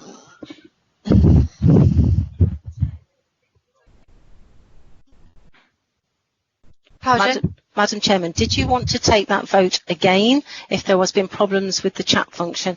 And please be reassured, members, we are seriously not happy with this functionality of Skype for Business, and the team will be changing it, and this will be the last time we use it. However, there will be a massive training role for us all to take on changing to a new system before our next meetings. Chief Executive, I'm not. It's my view that we need to go to, I know it'll elongate the process, but we have to go to a full recorded vote on this, on all these votes, because the technology quite simply isn't working. It just isn't working. Madam Chairman, if members would like to go to a recorded vote, you need to propose that forward. We can't just suspend standing orders. There is a part in the Constitution where a number of members need to put themselves forward for a recorded vote at the time, and that's 10 members. I will second the proposal of Mark Whittington if he proposes that.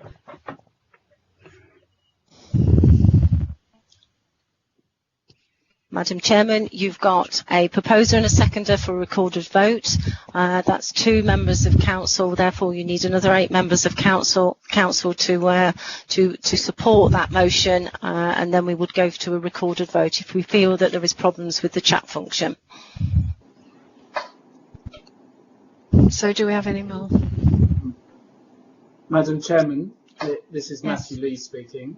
Yes. May I make a suggestion that if we have this problem, rather than ask for this at every vote, we simply vote to have a recorded vote for every vote for the remainder of the meeting. And Madam Chairman, I'd be happy to second the proposal there from Councillor Lee. Well, I think that would be a good idea. Madam Chairman, I was going to second it, or third it, or whatever, because we cannot honestly have a situation where half of us aren't represented. So, if you don't mind, I think we need recorded votes for this meeting. Madam Chairman, may I just say something here? Yes. Yeah. Can I propose that we move to the vote after this amendment and this vote? Otherwise, it could go on for quite some time, could it not? It could.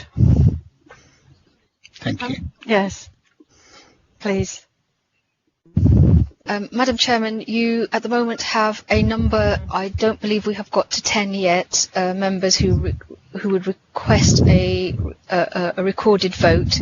Just to clarify, the proposition that's on the table is that all the votes for the duration of this meeting are taken as recorded votes. We will need 10 members to support that proposition for a recorded vote, and we will just count up whether we get to 10 members. I'd like to chip in that where the result is, that's a good idea, but where the Conservative group have already got over 26 people within seconds chipping in, sometimes even before the debate, 26 Conservative councillors chipping in to say that they're voting against, it's not going to make a big difference to the outcome. Whereas if we vote on every single point of order, amendment, motion, everything else, we're going to be here till 10 o'clock at night, or we're going to have to abandon some of the right debate. So I'm very much against a recorded vote on every issue. It's just filibustering by the Conservatives. No, it's not filibustering, Councillor Baxter. It's about democracy. I mean, our votes heard. I thought you believe in democracy. Obviously, I was mistaken. Right, okay, that is enough. Thank you. Well, Madam Chairman, you do now have the required 10 people who have requested a recorded vote. In fact, the tally is 13. So, Madam Chairman, you can now request a recorded vote, and I will ask Shelley to take the recorded vote, please, on this matter. Thank you. Councillor Bob Adams. Against. Councillor Ashley Baxter. For clarity, we're voting on whether or not Paul Wood should be a director. Is that correct?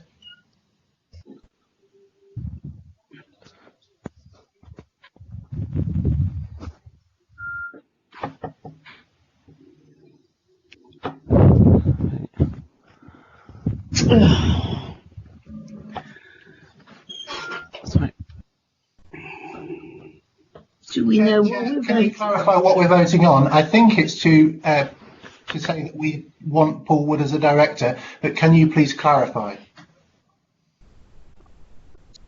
Madam Chairman, as I understand it, we are now voting on the amendment that is before us, and that is for Councillor Ian Selby to be included as one of the directors. No, that wasn't right.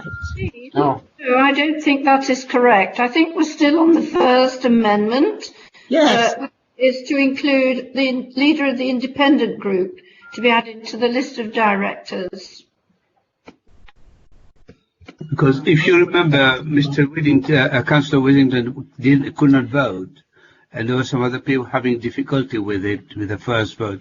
So I think probably we should take it again as a recorded vote.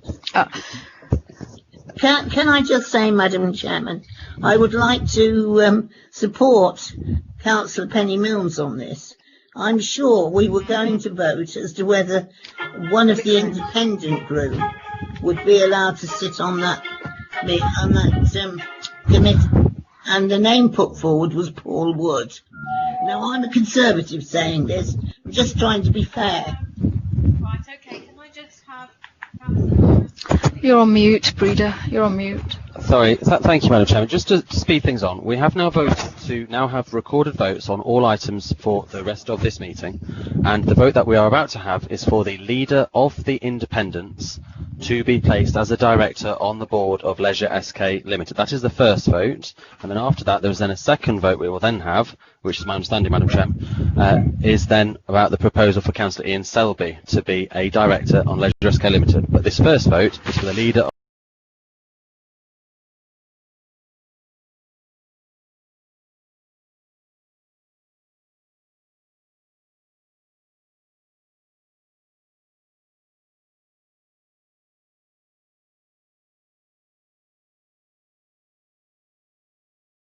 we can only debate one amendment at a time, and that is for the lead of the independent group to become a director onto the board. If Shelley can now please take the recorded vote. Thank you, Madam Chairman. Thank you. Councillor Bob Adams. Sorry, against. Against, thank you. Councillor Ashley Baxter. For. Councillor David Bellamy. Against. Bisnell Singh. For. And Mrs. Pam Bosworth. Councillor Bosworth? I believe she may be experiencing some technical issues, Chairman, so I will return to Councillor Bosworth. Councillor Bob Broughton. He's away. Sorry, apologies. Councillor George Chivers. Councillor Chivers? I think he's just left the meeting, Shelley. Okay, thank you. Councillor Louise Black? For. Councillor Callum Cook? Against. Councillor John Cottier? Against. Councillor Helen Crawford? Against.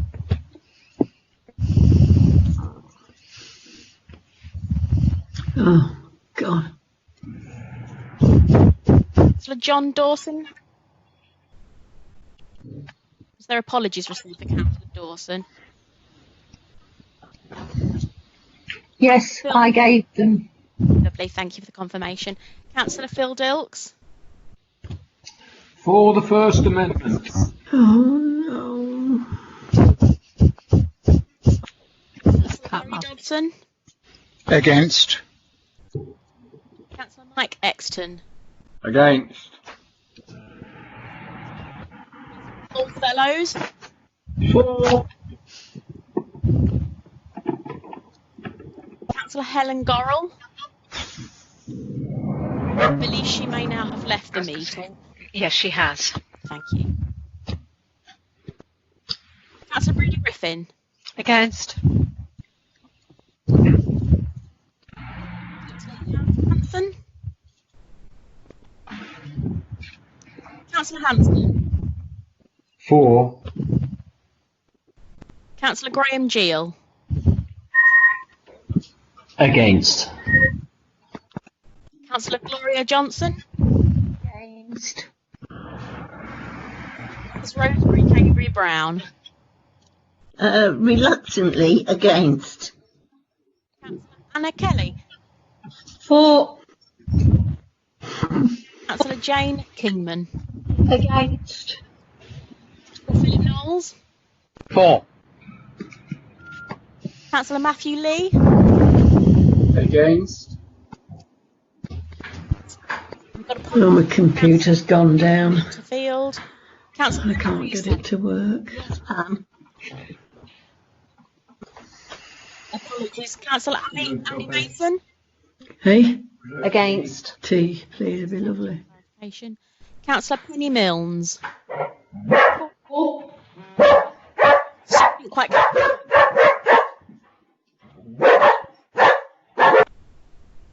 Sorry, I didn't quite catch that. Sorry, Penny Milnes. 4. For. Is that Councillor Penny Milnes for? Yes. Thank you. Councillor Virginia Moran? For. Councillor Charmaine Morgan?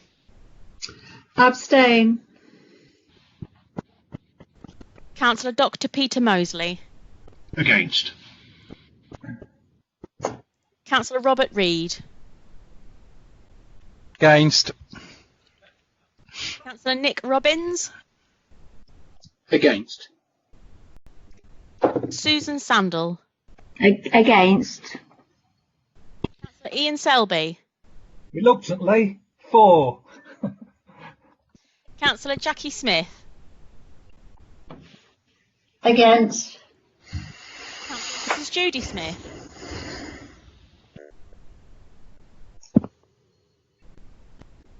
Councillor Mrs. Judy Smith? I'll move on. Councillor Lee Steptoe? Abstain. Councillor Judy Stevens? Against. Councillor Adam Stokes? Against. Stokes? Against. Councillor Jill Thomas? Against. Councillor Rosemary Trollope-Bellew? Against. Councillor Sarah Trotter? Against. Councillor Dean Ward. Against. Councillor Hannah Westrop. Apologies from Councillor Hannah Westrop. Councillor Harry Westrop. Against. Councillor Amanda Wheeler. For. Councillor Mark Whittington. Against. Councillor Jane Wood. For. Councillor Paul Wood. For. Sue Woolley. Against. Councillor Linda Wotton. Against. Councillor Ray Wotton. Against. And I will return to Councillor Mrs. Pam Bosworth.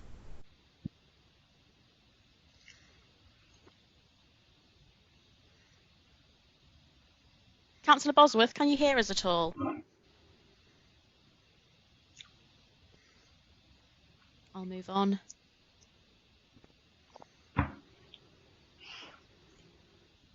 Councillor Mrs. Judy Smith. Sorry. Against. Thank you.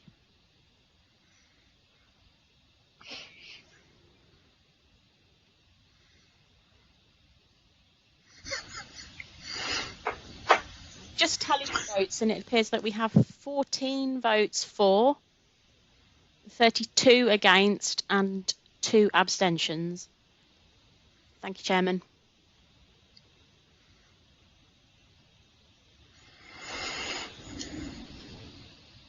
Can't get off. Thank you.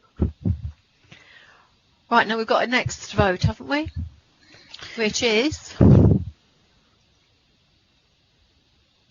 in Selby being part of the Chairman. team. Chairman, can I just frame this?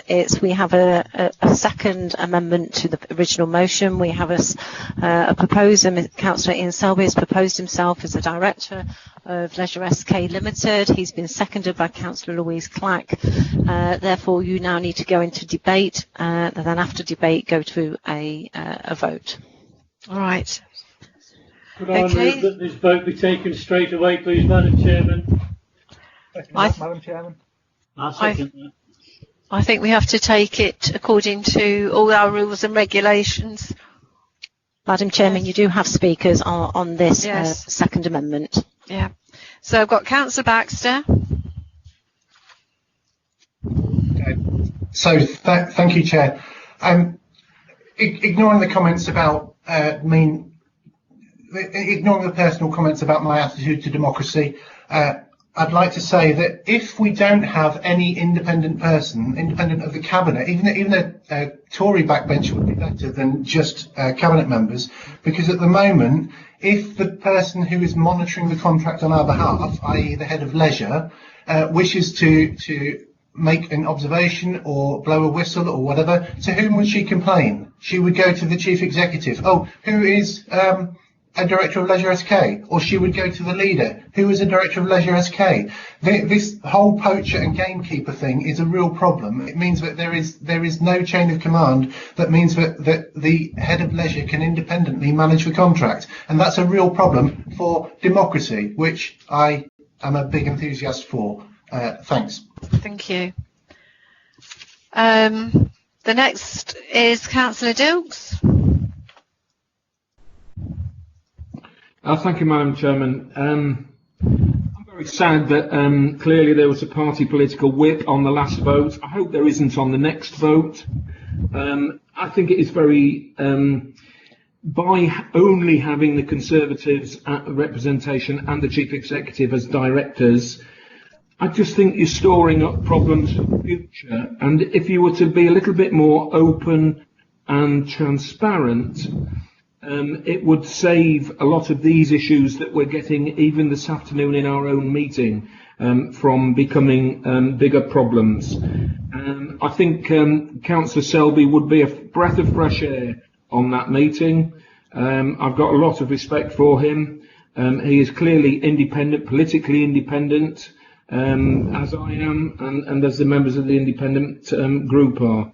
And so I would urge everyone to support this amendment in the interests of Leisure SK and its future offer in leisure. I think it would be a good, Madam Chairman. Thank you. Councillor Fellows? Councillor Fellows?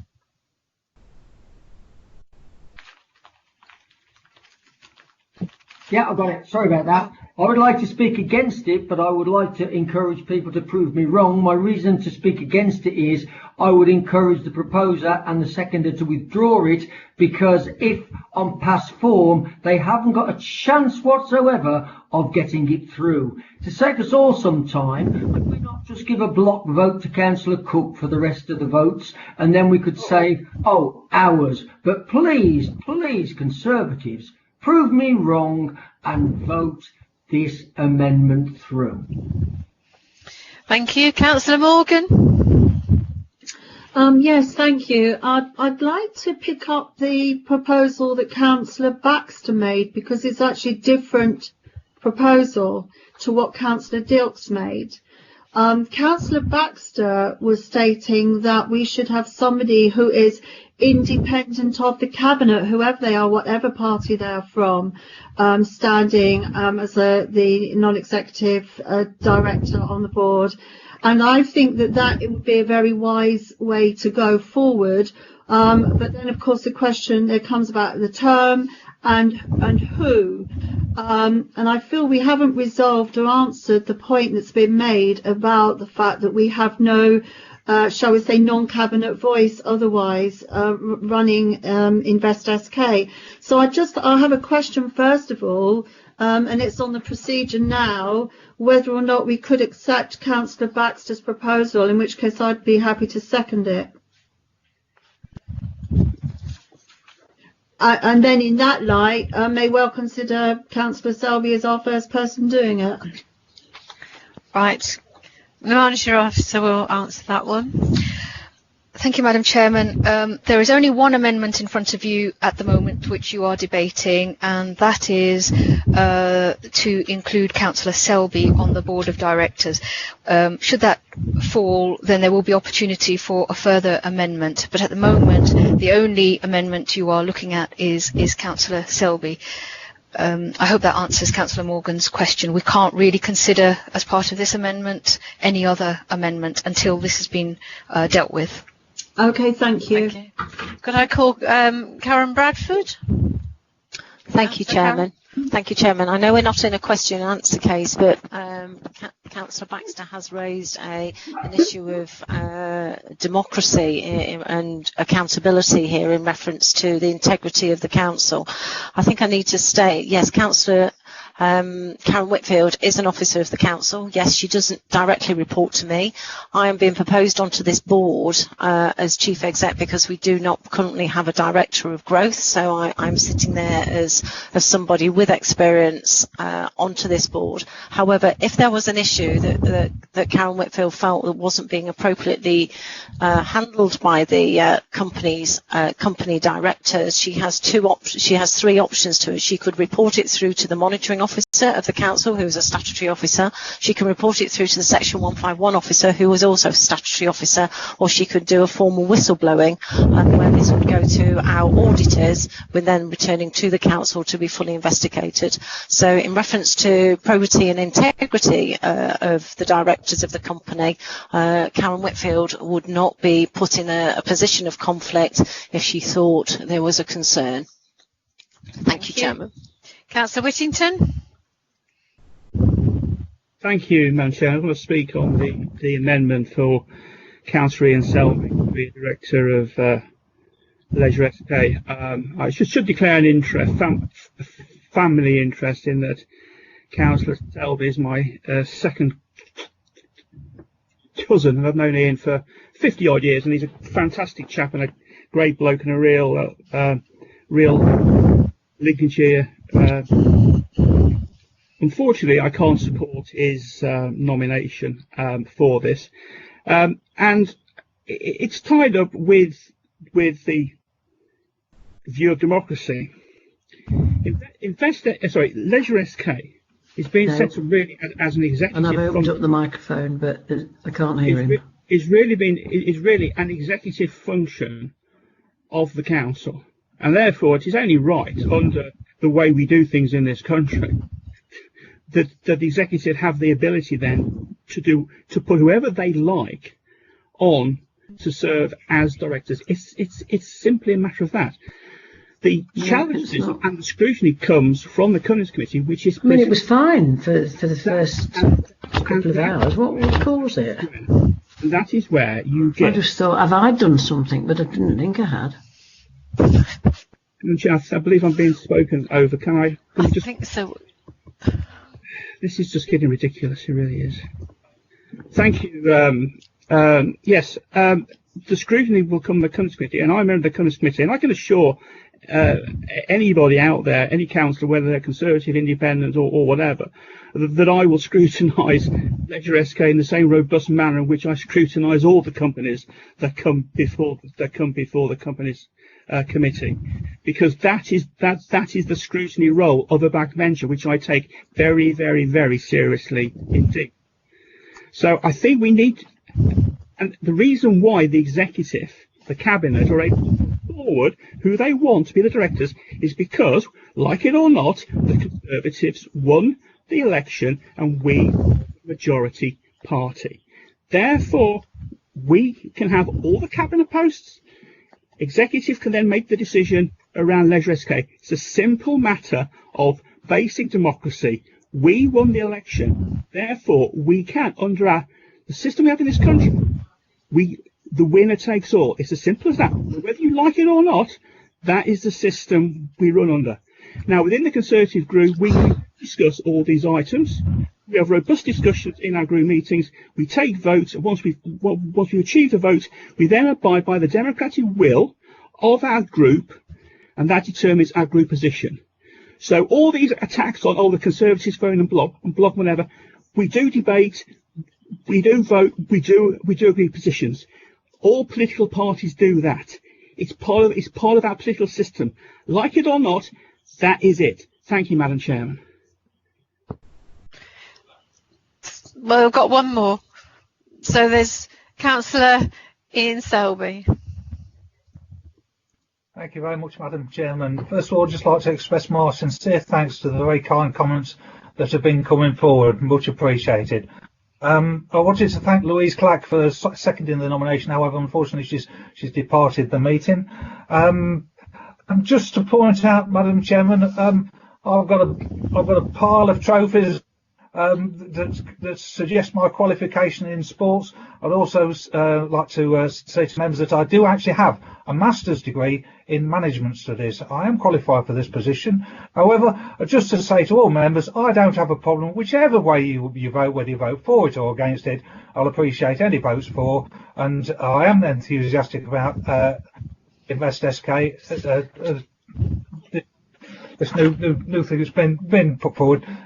Thank you very much indeed, and don't have a problem whichever way you vote. Thank you. Right, thank you very much, and I think what we'll do is go to the vote now, and it's going to be a recorded vote. So can we ask Shelley to take that on board, please? Thank you, Chairman. Councillor Bob Adams. Against.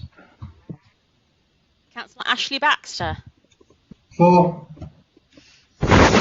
Councillor David Bellamy. Very reluctantly against. Councillor Hamish Bisnalsing. Very positively for. Councillor Mrs. Pamela Bosworth. Councillor Bosworth.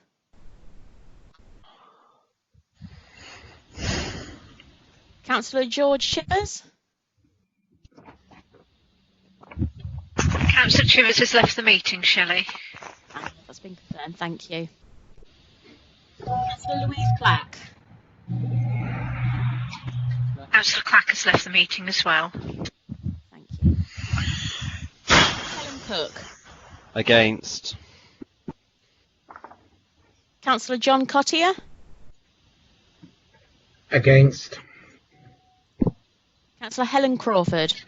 Against. Councillor Phil Dilks. For. Barry Dobson. Against.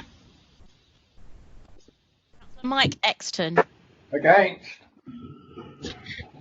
Paul Fellows. For.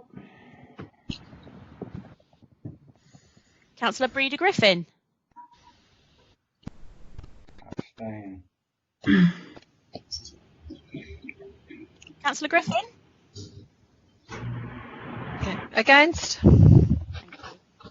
Councillor Jan Hansen. Councillor Hansen.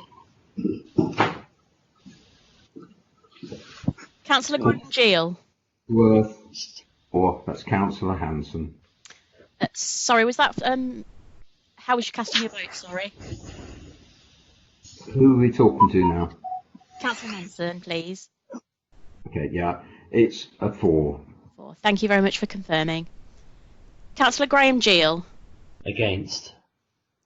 Councillor Gloria Johnson. Against. Mrs. Rosemary Cadbury Brown. Against. Councillor Anna Kelly. Not a block vote, but a definite independent for. Councillor Jane Kingman. Against. Councillor Philip Knowles. For. Councillor Matthew Lee. He's left the meeting for about 20 minutes, he said. Okay, thank you for the confirmation. Councillor Annie Mason. Against. Councillor Penny Milnes. Against. Councillor Virginia Moran. For. Charmaine Morgan.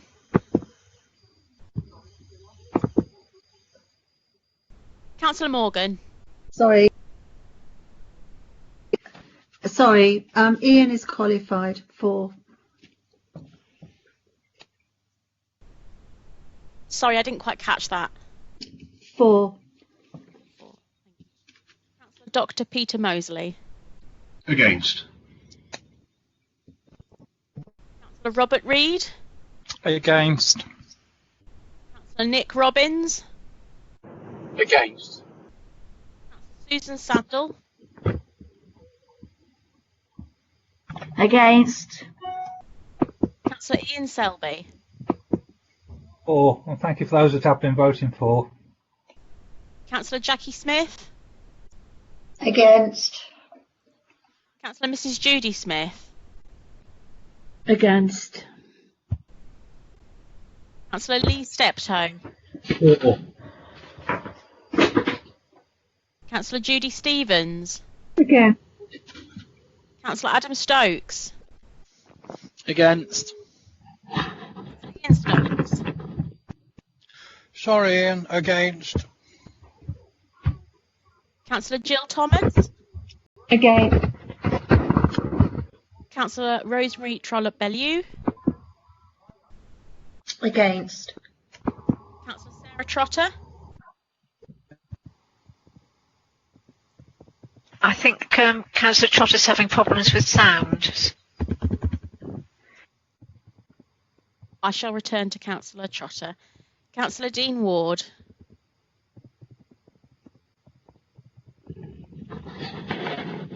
Councillor Ward.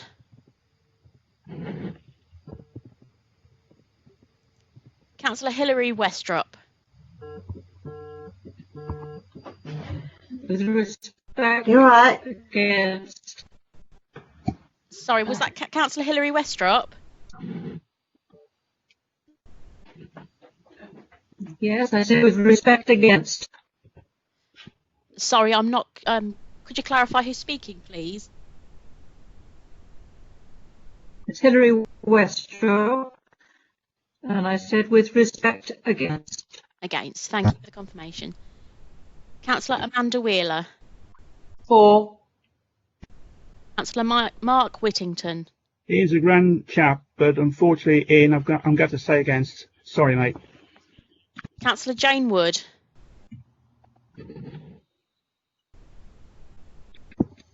Councillor Jane Wood. Go on.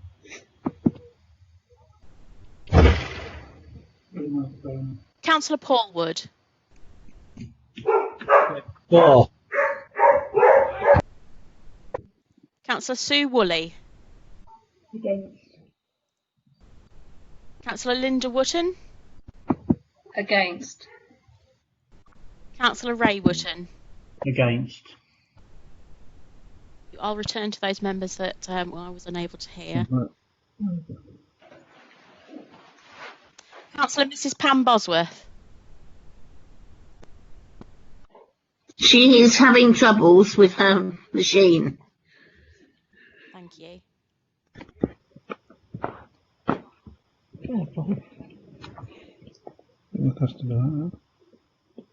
Councillor Sarah Trotter.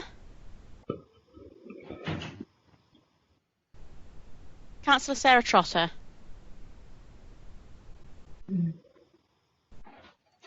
Councillor Dean Ward. Councillor Ward. Four from Councillor Ward. Thank you. I'm unable to reach those other members, Chairman. Do we have Councillor Jane Wood yet, please? 4. Thank you.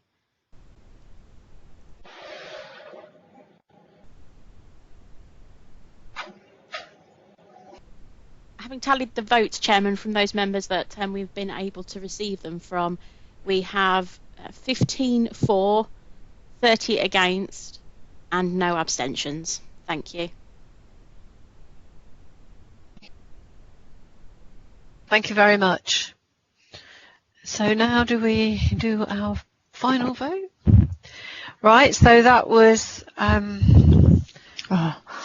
Madam Chairman, you Yes. have got a further proposer in the chat box from Councillor Ashley Baxter, who would like to propose a further amendment. Right, okay, so have I got my thing on? So, Councillor Baxter? Thank you, Chair. I would like to ask that an additional director is added to the list, and that name would be Mark Whittington, Councillor Mark Whittington. I know that he's an ardent champion of democracy, and if he is allowed to accept the nomination, I would like to add his name to the list, please. Thank you. Right, I'll have to seek advice. So what's... Madam Chairman, that proposal will need to be seconded and then debated before you go to a vote. Okay, thank Councillor Phil did second. It's been seconded by Councillor Dilks. Therefore, you need to open debate on this amendment to the original motion. Right, so can we start the debate then, please? Who? Right. No speakers. Yeah, I'm trying to speak. Trying to speak. Okay, Councillor Knowles, is it? Yeah. Right, would you like to go ahead? Yeah, before we do that, we should have to find out if Mr. Mark Whittington is prepared to accept the post. Exactly. Before he can be voted in or not voted in. So Would you like to ask him?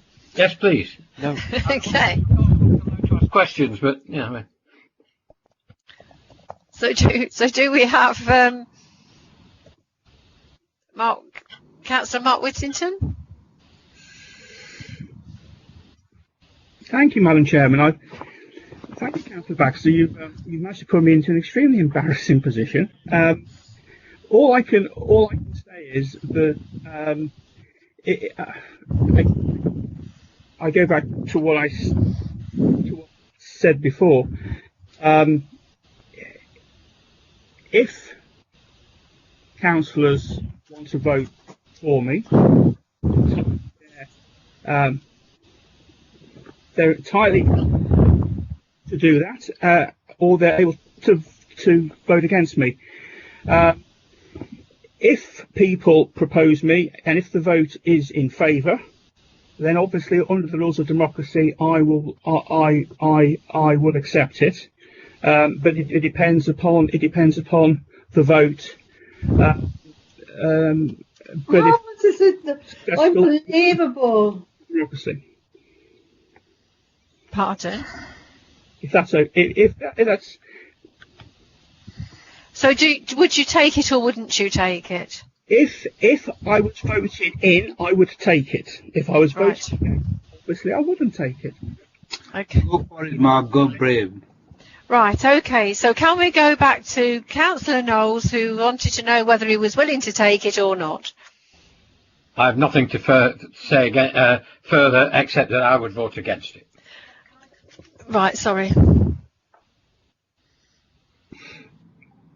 Thank you, Madam Chairman, for bringing me in. There's just one issue that I would raise in respect of this nomination, and that is Councillor Whittington does, of course, sit on the Companies Committee in a role that scrutinises the company.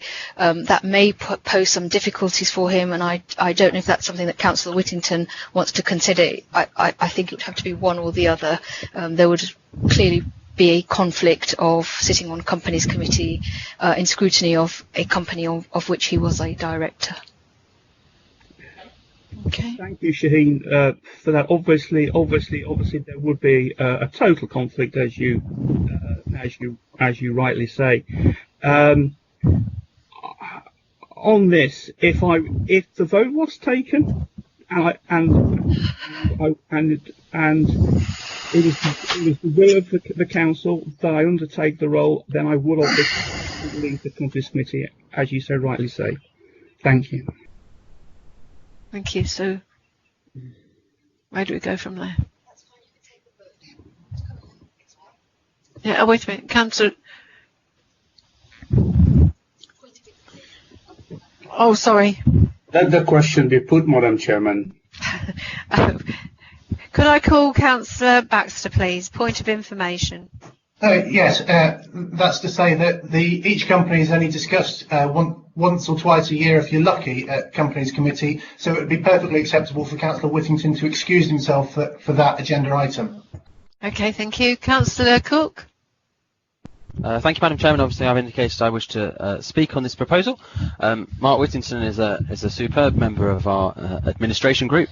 At the present time, though, the proposal is the directors that have been put in the report by Councillor Barry Dobson.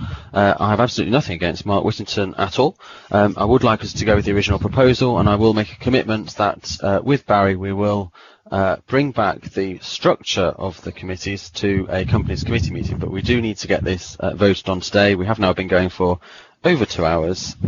Sadly, Mark, I will be voting against this at the present time, as the original report is before us. Right. Madam Chairman, if I could just add that, yeah, we would like to discuss this at the next board meeting, and not here in this chamber. Okay. Just find it funny, that's good. So what do I do now? Just go back to vote? Of course you'd like to discuss it in your own board meeting. Right. I think we've got Councillor Stokes. Yeah, I'm going to be voting for Councillor Whittington. I'd much prefer the leader of the Independents to be an independent voice. As a second choice would have been Councillor Ian Selby, but certainly my third choice is Councillor Whittington. It is essential that we, in my view, that we have somebody that the public can see, that there's at least someone with a half of an independent voice, and I know, and I do respect Mark, Councillor Whittington. I have seen him. He's one of the few members of scrutiny committees I've seen who is not afraid to actually ask the relevant questions. And for that reason, I'll certainly be supporting him. I hope that in this vote he doesn't put party politics before family. Thank you. Right, thank you. Councillor Mills. Yes, thank you. I was happy listening to Karen, the CEO's directive on this, and somebody out of the cabinet. What does concern me about this is, are we voting for personalities or politics? Independence, no. A Conservative, yes. But I think at this stage, Mark is a very good candidate and I certainly support it. But I do have those reservations that I think we should be taking into account going forward. Thank you. Thank you. I think, is that all? Nobody else is there? Councillor Bisnow Singh.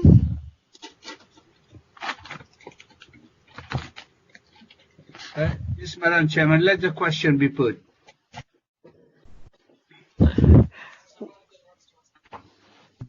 All right. Councillor Morgan. Thank you. A general observation is, and I have a little bit of sympathy with Councillor Cook here, this is turning into an absolute farce. And I think part of the problem is that we have got before us an important role on the new board. And incidentally, I will make this point that I don't actually agree with us having another company managing a key area of our work in the first place. And oh, what a tangle web we weave, that we're now in this position. What's most important, surely, with the roles of the directors of any company organisation is the skills that they have and the experience that they have, regardless of their politics. However, we do have, in effect, 3 members of the same party, the leading party, currently proposed to sit on this board. And Councillor Whittington, with the greatest respect, yes, I think he is one of the more vocal of Conservatives, but my experience doesn't always reflect necessarily the key points, and I sit on FEDCO with him, even though I do think he's very affable in many ways. I much respect him. I would be extremely uncomfortable to support this. I thought what we were going to be hearing from Councillor Baxter, and I have to say I'm totally bemused as to why we're in this boat now, was the proposal earlier.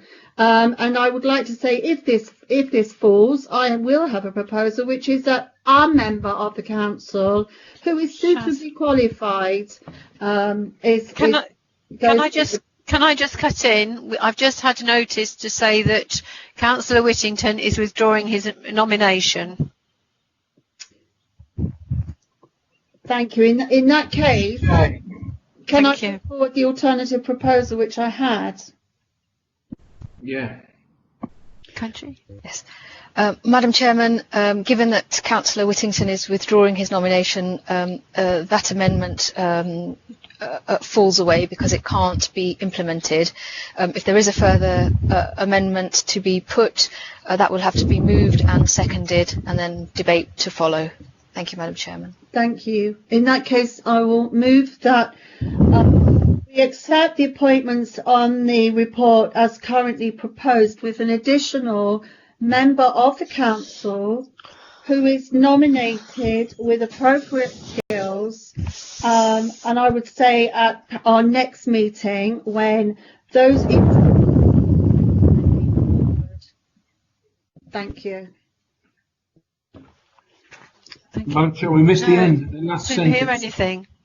Yes, I'm proposing, given that this is very much us trying to appoint a very important role on the hoof, that what we do is accept the paper before us, and with the proviso that we will come back and allow any interested parties to put their names properly forward, preferably as we would with any other role as important as this, ideally backed with some form of portfolio or CV to prove they have the skills to do the role.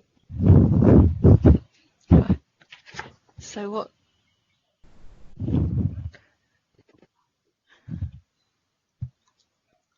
Thank you, Madam Chairman. If I can just advise, just looking at what is being proposed, it's not really in the nature of an amendment to the recommendation that is there. The recommendation is there to appoint directors.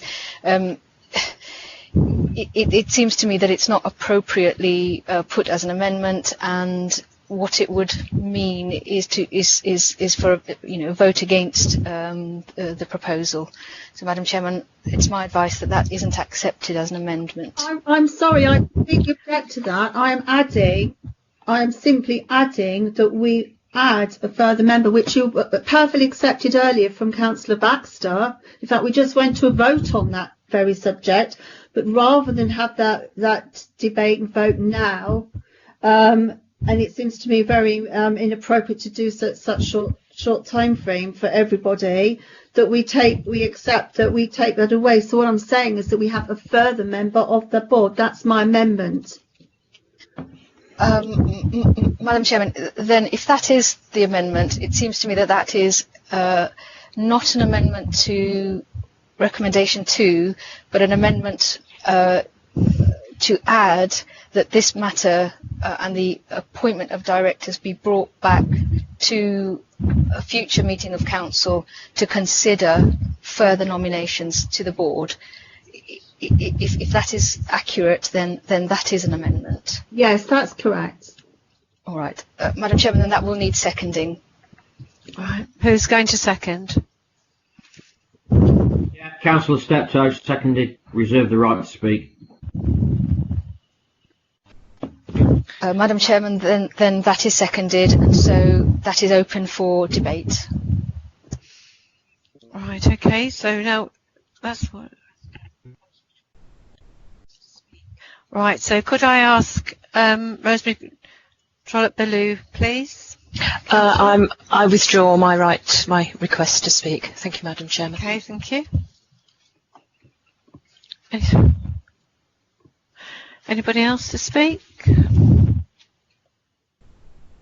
Any other? No? Right, okay, so is he speaking now? Right, so Councillor Steptoe. You have got Councillor Milnes indicating, Chair.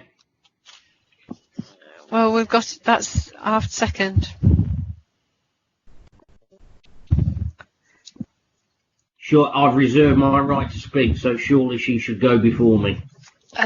Madam Chairman, it's unclear whether Councillor Milnes is seconding something or saying me second as in she wishes to speak. If I can just make a plea again, please. It's extremely difficult for officers and members alike to keep on top of the various comments in the chat function. If you can please reserve your comment just to indicate to speak unless you have a point of order or a point of personal explanation. Councillor Milnes, could you please clarify whether you wanted to speak on this debate? Yes, I apologise for that confusion. I was trying to second Councillor Morgan's amendment, and then I wanted to speak. So it was both, really. Can I speak? Yes. Yes. I just want to support that idea because I do think that we are in danger of this being a very political conversation rather than who is a suitable person. And I do think if it came back and everybody was put forward with supporting evidence as to why they would make a good director, we can make an impartial decision. So yes, I do think that's a very good idea. Thank you. Right, Steptoe. Right, Councillor Steptoe. Yeah, I concur with everything that Councillor Milnes has just said. This is about some kind of balance. This is about having some kind of non-cabinet, non-chief executive office voice on this board. It isn't about opposition for opposition's sake. It's about having an alternative voice from a suitably qualified person. Thank you. Thank you. Councillor Kelly. Thank you, Madam Chairman. Can I just say, it seems that most of the difficulties for deciding things are coming at the latter point, and that might be making some people very impatient, the fact that it isn't moving on.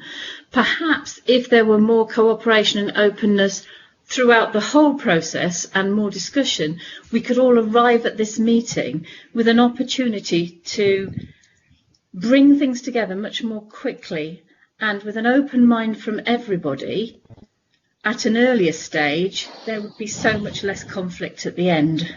That's what I'd like to say. Thank you.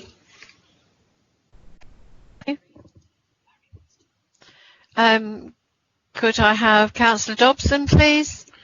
Thank you, Madam Chairman. I'd just like to say that we are going to appoint a non-exec director who's neither an officer, a member, or of any group. So we're going to have a specialist on board who's going to be completely independent. So I think we've got this covered. I wish you would all now please get together and help me and vote this through so that we can get on with it. We've got precious little time until Leisure SK hits the ground running. We've got a lot of things in place. Let's get it going, and I take all your comments, and it's been very fair debate. I think now that we need to go to the vote on the original motion. I concur. So should we take a vote on the amendment now?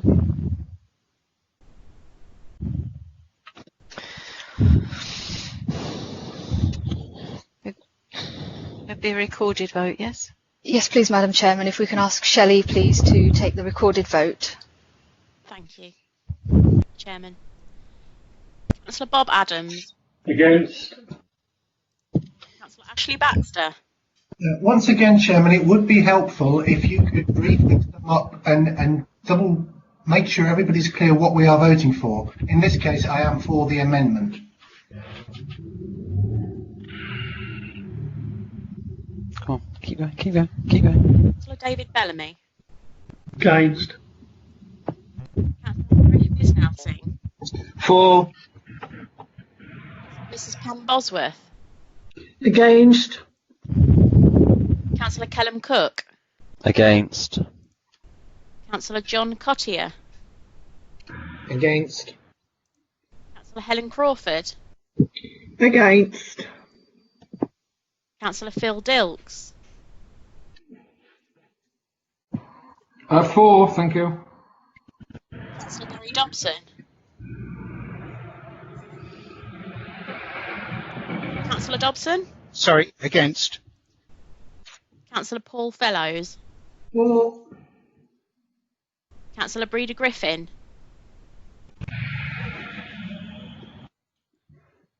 Councillor Griffin. Against.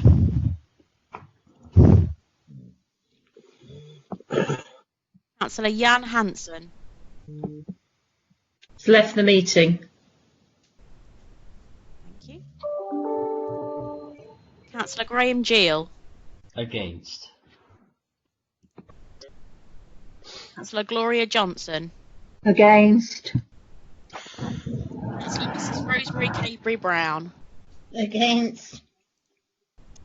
Councillor Anna Kelly. For. Councillor Jane Kingman. Against. Councillor Philip Knowles. On the grounds that we've been having a meeting for 2.5 hours now and achieved nothing, I abstain. Councillor Annie Mason. Against. Councillor Penny Milnes. For. Councillor Virginia Moran. Abstain. Councillor Charmaine Morgan. For. Councillor Dr. Peter Mosley. Against. Councillor Robert Reid. Councillor Reid. He's left the meeting at the present time. Thank you. Not Councillor Sandon. For. Sorry. Against. Councillor Ian Selby. Abstain, Madam Chairman. We're not going to win it. Councillor Jackie Smith. Against. Councillor Mrs. Judy Smith. Against. Councillor Lee Steptoe. For. Councillor Judy Stevens. Against. Adam Stokes. Against. Stokes. Against. Councillor Jill Thomas. Against. Councillor Rosemary Trollope-Bellew. Against. Sarah Trotter. Against. Councillor Dean Ward. Against. Councillor Hilary Westrop.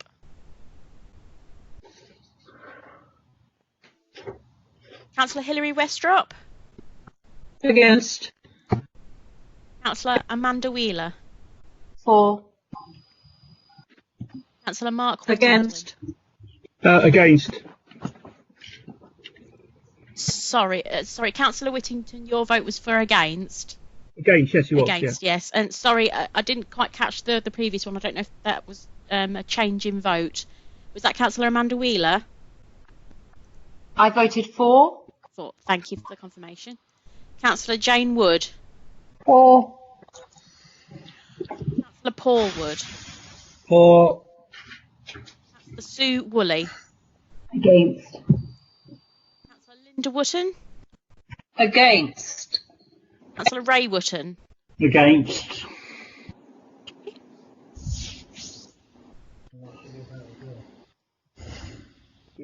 Chairman, we have 11 votes for, 29 against and 3 abstentions. Thank you. Madam Chairman, this is Matthew Lee. Unfortunately, I couldn't unmute my system. I was back and I would like my vote counted as against, please.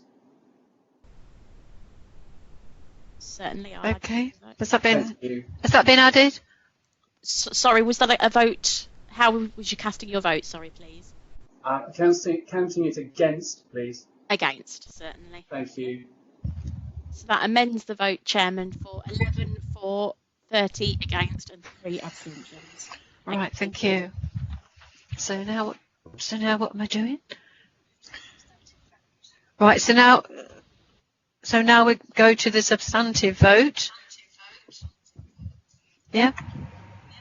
So we need to record that again. Do you want me to read through it again, Chairman? Not necessary. That's it. Thank you.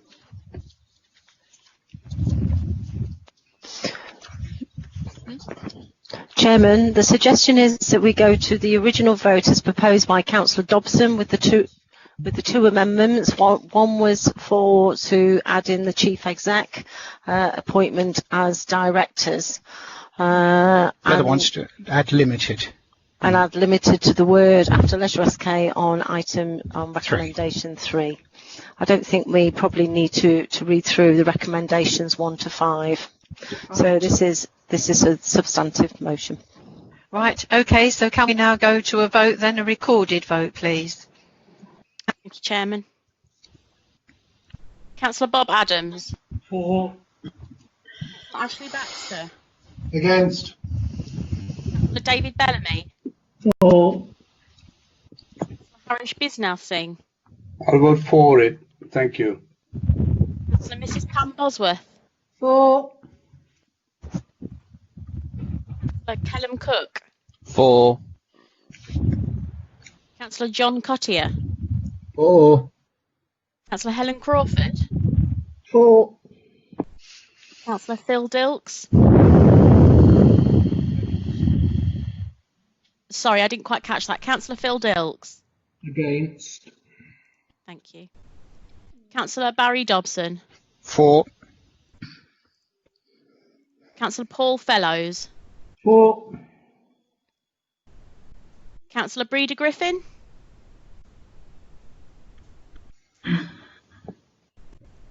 Councillor Griffin.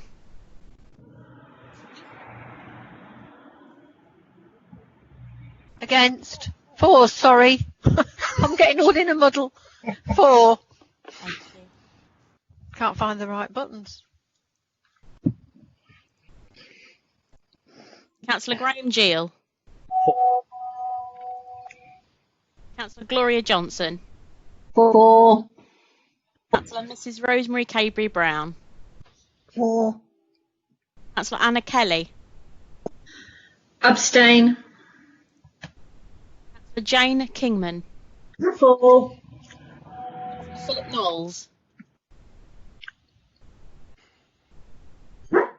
Councillor Knowles. Sorry, 4. Councillor Matthew Lee. 4. Councillor Annie Mason. 4. Councillor Penny Milnes. 4. Councillor Virginia Moran. Against. Councillor Charmaine Morgan. Against. Councillor Dr. Peter Mosley. 4.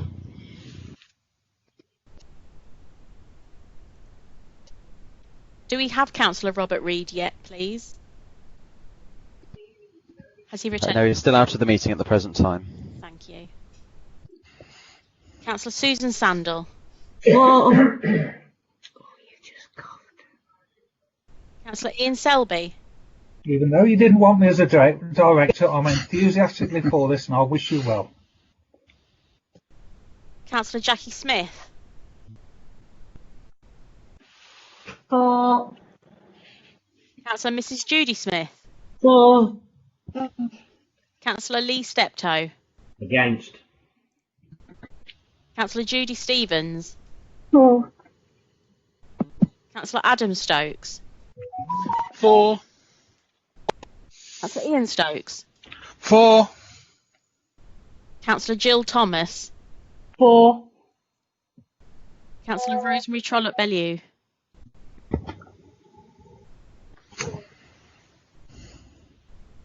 Councillor Rosemary Trollope-Bellew.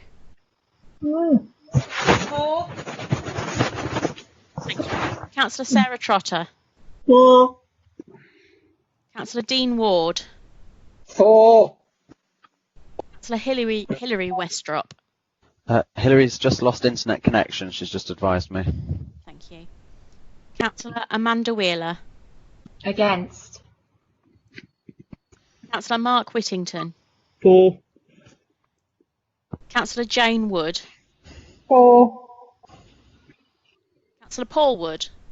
4. Councillor Sue Woolley. 4. Councillor Linda Wotton. 4. Ray Wotton. 4. Do we have Councillor Hilary Westrop yet? I believe she's still having technical issues. Thank you. There are 36 votes for, 6 against and 1 abstention. Thank you, Chairman.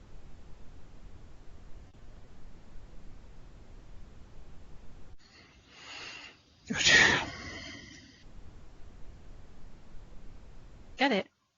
Right. Thank you very much. That's carried. Now, in view of the fact that we're almost to 4 o'clock, I think it would be a good idea if we had a tea break till about 4 o'clock. And before we do that, could we have a vote to extend the meeting by an hour, please, to make sure we can get some of these other subjects out the way? I'll propose it, Madam Chairman. Councillor Selby. So I wish to extend. We have a tea break till about 4 o'clock. And then we extend the meeting by a further hour after we come back at 4 o'clock. To try and get all the... Needs a second and approval, Madam Chairman. Thank you. I've got a seconder. Take it to the vote. Right, so can we take it to the vote, please? I think we'll have to do it by, what do you call it, exception. Oh, can't, no, sorry, we can't because we'll have to do it by paper again. You know what? You know what? We've only done one item. We know that, Gloria. You'll need a longer tea break. Could we have this? Have we got somebody Shelley to do this? Okay. Right. So could we vote then, please, to extend it for an hour? Reader, it's 5 to 4 now. Well, I did say 4-ish, so yes. 5 past. Yes. Thank you, Breeder. Madam Chairman, you have got a member in the chat function wishing to speak before we break, please. And I'm assuming that's before we go to the vote on taking a break. Okay. Because that assumes that we do support a break. It's Councillor Virginia Moran. All right. Can we have Councillor Moran speaking, please? Yes, thank you, Chair. I'm sorry, I was going to leave this to members' questions, but I don't think we're ever going to get there. And it's really important that I say this because time is of the essence. Definitely. Firstly, I want to say that I have written to Councillor Cook regarding this matter and received a researched and lengthy response. I've also been promised a meeting between the directors and our local swimming club in the new year, but I fear that's going to be too late. I want to bring this matter to the attention of the full council and specifically the directors of Leisure SK in order to provide some reassurance to a local club. We have an excellent non-profit swimming club in the Deepings which over the years has taught and trained thousands of residents and still somehow manages to raise in the region of £35,000 a year so their members are able to use the existing Deepings Leisure Centre. They of course had no access to the pool during lockdown and were unable to organise their annual events which raise about a third of the fees demanded by One Life. Councillor Moran, do you think you can put this in writing? Because it isn't to do with actually what's gone on with what we've spent ages sorting out. Do you think you could put it in writing and then pass it to the leader because of timescale with lockdowns, tiers and all the rest of it?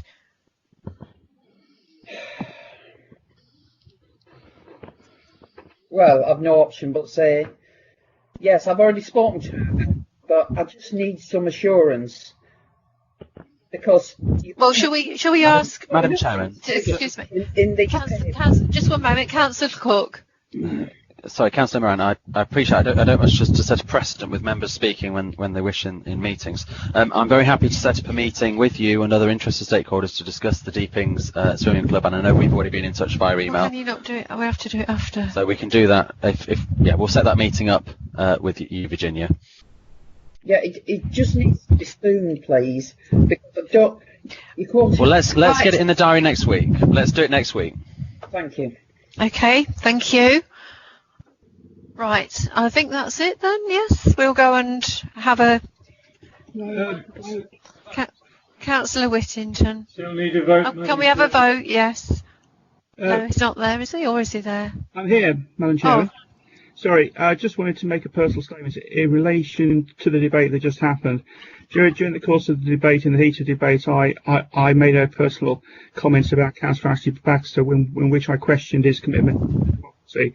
I wish it to be formally noted that I'm offering Councillor Baxter a full and reserved apology for that. It was completely unwarranted. It was said in the heat of the moment. I thoroughly regret it, and I know that Councillor Baxter is a thorough Democrat. Okay, fine, thank you. Right, can we now vote on having the extension for an hour, which is starts after 4 o'clock now? So can we do a recorded vote, please? Thank you. Councillor Bob Adams. For. Ashley Baxter. Thank you very much for the apology. Much appreciated. 4. Councillor David Bellamy.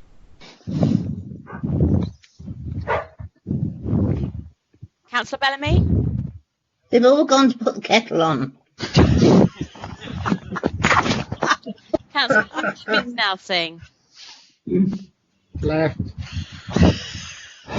Councillor Bellamy, I couldn't unmute my mic, but it is working now. 4. Councillor Harish Biznell-Singh. Too late.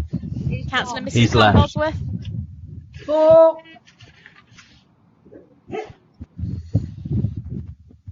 Councillor Callum Cook. 4. Councillor John Cottier. 4. Councillor Helen Crawford. 4. Councillor Phil Dilks. Thank you, Madam Chairman. I regret that we were not permitted to hear the member who had indicated 2 hours ago that she wanted to raise an issue about that does have a direct effect on the setting up of Leisure SK. We have already done that. That has taken place just now. And we're voting at the moment for going out for tea and extending by an hour. I'll enjoy the tea with you, Breeder, and I'm you. for. Thank you. Have you brought the cakes? Councillor Barry Dobson. For. Councillor Paul Fellows. For. Councillor Breeder Griffin. For. Councillor Graham Gill. For. Councillor Gloria Johnson. For. Thank you. Councillor Rosemary Cabry-Brown. For, please. Councillor Anna Kelly. Can I just apologise? I may have to leave early, but I give the for vote for everyone else who can stay. Councillor Jane Kingman. For. Councillor St Knowles. For. Councillor Matthew Lee. For. Councillor Jenny Mason. For. I know Mills. boys. You can hear them, can't you? Can you hear them sing? Virginia Moran. For. Councillor Charmaine Morgan. For. Councillor Dr Peter Mosley. For. Councillor Susan Sandal. For. Councillor Ian Selby. For. I'll put the kettle on there. Councillor Jackie Smith. For. Got to scratch. Mrs Judy Smith. For. Councillor Lee Steptoe. For. Councillor Judy Stevens. Councillor Judy Stevens.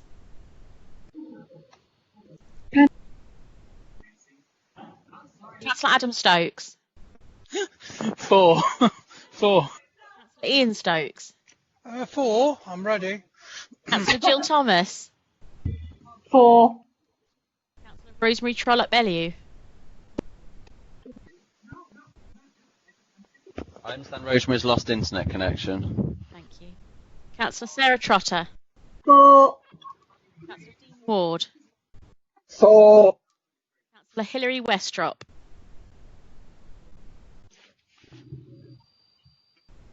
I understand she's also lost internet connection.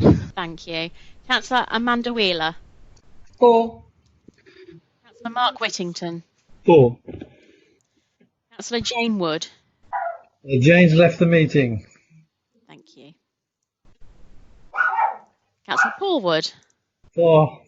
Councillor Sue Woolley. For. Councillor Linda Wotton. For. Councillor Ray Wotton. For. Thank you. That's 39 votes for, Chairman, please.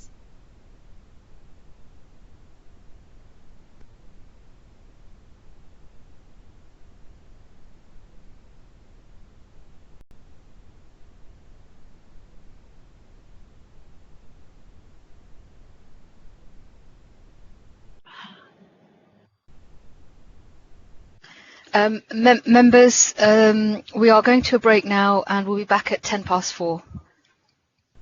Thank you very much.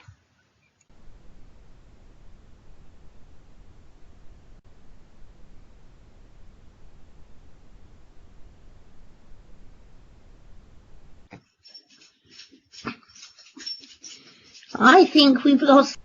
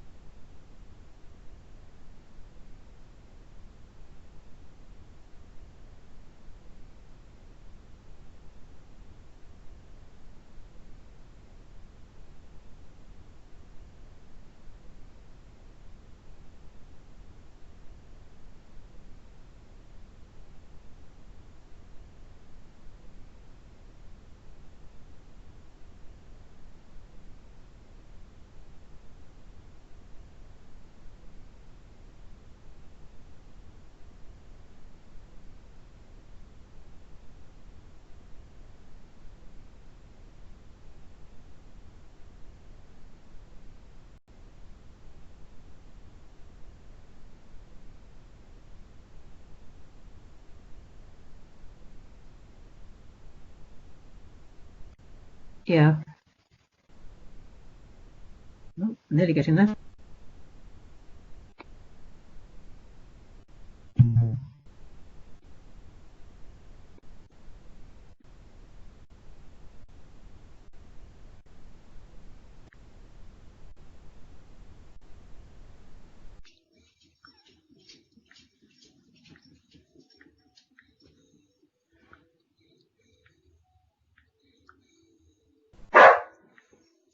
Stop it, darling.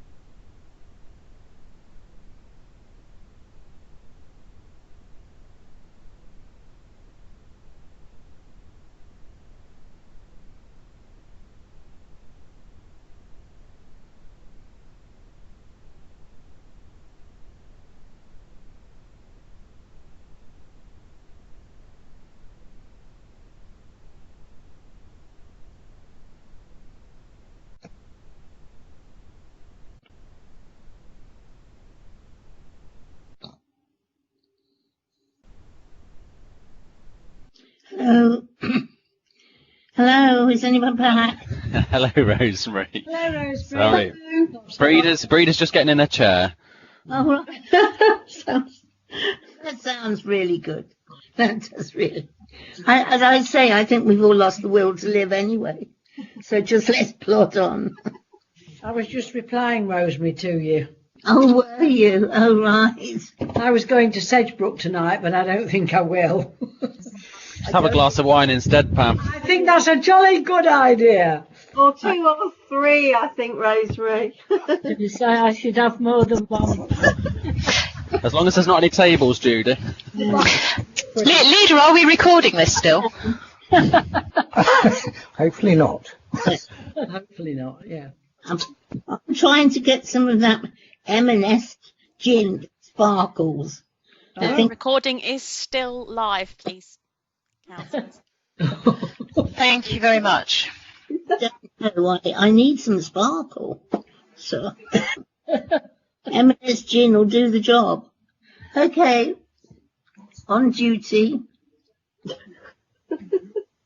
Well, what item are we at now on the agenda, please? Sparkle gin. Because I was out for about 40 minutes with the laptop. Item 7. Item 7, oh God. Yes. Yeah, we've got 697 to go. Yeah, that's right, Breeder. Well done. Keep hanging in there.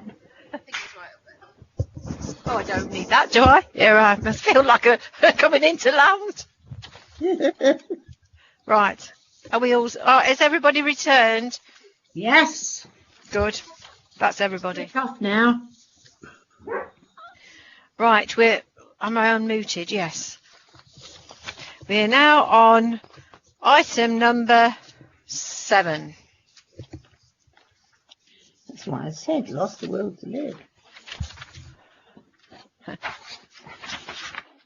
We need a roll call, Madam Chairman. Right. Oh.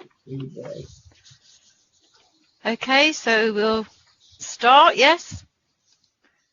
I'm assuming everybody's back. You can't assume anything. No.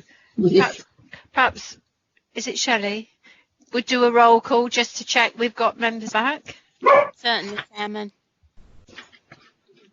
I'll start. Councillor Bob Adams.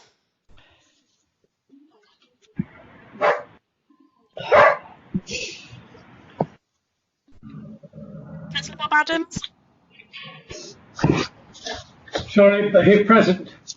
Thank you. Councillor Austin Baxter. Receiving you loud and clear. Councillor David Bellamy. Present. Councillor Harish Bisnath Singh. He's gone. Thank you for confirmation. Councillor Mrs. Pam Bosworth.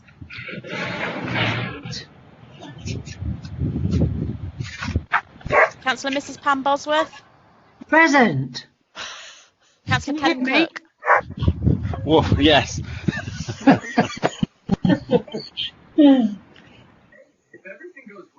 Councillor John Cottier. Present.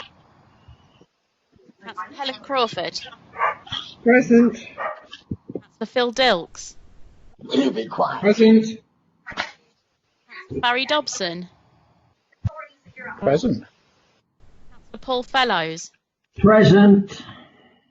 Rita Griffin. Present. Councillor Graham Gill. Present. Councillor Gloria Johnson. Present. Councillor Mrs. Rosemary Cabry Brown. Present. Anna Kelly. Present. Councillor Jane Kingman. Present. Knowles. Present. Councillor Matthew Lee.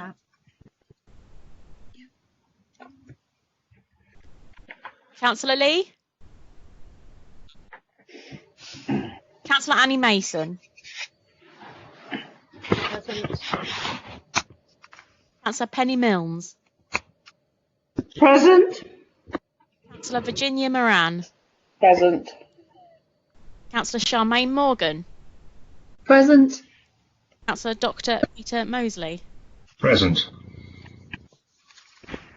Councillor Robert Reid? Present. Please. Thank you. Councillor Susan Sandal? Present. Ian Selby? Present, Madam Chairman. Councillor Jackie Smith? Councillor Jackie Smith? Present. Oh, sorry. Sorry, was that Councillor Judy Smith? Sorry. Yes, I'm sorry. Thank you. Okay. Councillor Lee Steptoe? Present.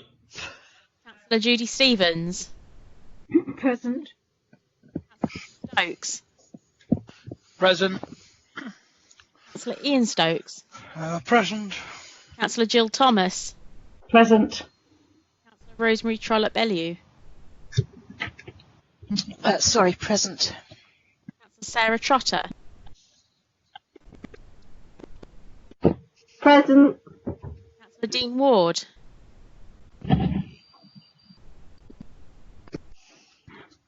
Councillor Ward? Councillor Hilary Westrop? Can you hear me now? Is that Councillor Ward? It says yes. Thank you. Councillor Hilary Westrop?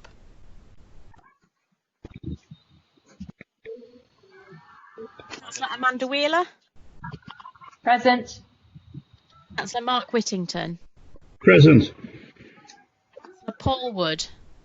Present. Sue Woolley? Present. Councillor Linda Wotton? Present. Councillor Ray Wotton? Present. Do we have Councillor Hilary Westrop? I think the internet connection's still down at Hilary's. Thank you. Councillor Jackie Smith? Present. Councillor Dr. Peter Mosley?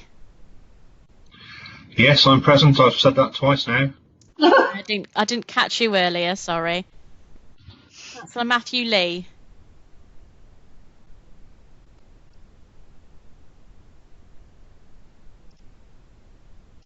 I think he's left the meeting, Chairman. Thank you.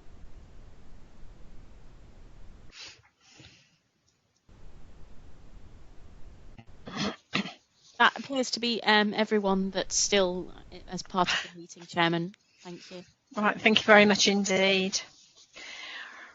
Right, we now go on to agenda item 7, strategic land acquisition of land in South Kesteven. We now have a report from the Cabinet Member for Commercial and Operations, Councillor Dr. Peter Mosley, regarding the strategic acquisition of land in South Kesteven. This item was marked to follow on your agendas and circulated separately. Before we begin, I would like to remind members that there are exempt appendices to this item, which you will have all received. I would prefer to avoid having to exclude the press and public from the meeting. If any members do wish to refer to information contained in the appendix, please indicate you wish to do so, as it will be necessary to move a motion without notice to move to confidential session. The wording for the exclusion is contained at agenda item 13 of your pack, should it be required. If members wish to speak on I'll get it right in a minute, appendices, we all need to go into closed session. Thank you. Yes, and then could I have the monitoring officer talk about it, please? Thank you, Madam Chairman. Members, I just wanted to explain the lateness of your paper on this agenda item. You will have gathered from the item itself that this is a commercial opportunity for the council. As with some of these commercial opportunities, this has come forward quite late in the day and has been put before you as soon as possible. The report was only finalised yesterday and was put on the ModGov app for those of you who access your papers that way, although I do know some people have had difficulty accessing the restricted papers. It was also posted out yesterday first class, but I appreciate not everybody will have had their hard copy papers, and it has been emailed across to all members now. So on behalf of officers, can I apologise for the very lateness of this report, but I hope members you will appreciate that opportunities like this have to be taken very swiftly and speedily. If we hadn't brought it today, given that it's a matter for council, the next opportunity would have been in January, and that would have been to the council's commercial detriment. So thank you very much, Madam Chairman. Sure. Thank you. I would now like to invite Councillor Mosley to present the report. Thank you very much, Madam Chairman. Yes, and I'd just like to reiterate, the apologies for the lateness of the papers on this, but I would like to just sort of just go over the basics and also reiterate that, if we do wish to speak on any of the items within the pink papers, that it will need to be closed session. This is extremely commercially sensitive at this particular point. But what I would like to present to Council is the fact that there is a parcel of land which has become available, which is of great strategic importance to us and significance to us, and holds a significant opportunity for this council. This is specifically with regards to us capitalising on our growth ambitions within the council. It has come to us very recently. It is considered that we do need to be able to be agile in the way that we approach the negotiation and the potential purchase of this land, and therefore what we've done is we've set out the necessary requirements and recommendations within this paper to satisfy the budgetary requirements. Now you'll notice on the paper, I'll read the recommendations to you. That it is recommended that the Council approves the necessary budget allocation to purchase the site as stated within Exempt Appendix 1, paragraph 3.1, and the associated costs following acquisition. That number 2, approves an increase to the regeneration reserve by a minimum of 500,000 in order to provide sufficient funding to meet the ongoing revenue costs of the site.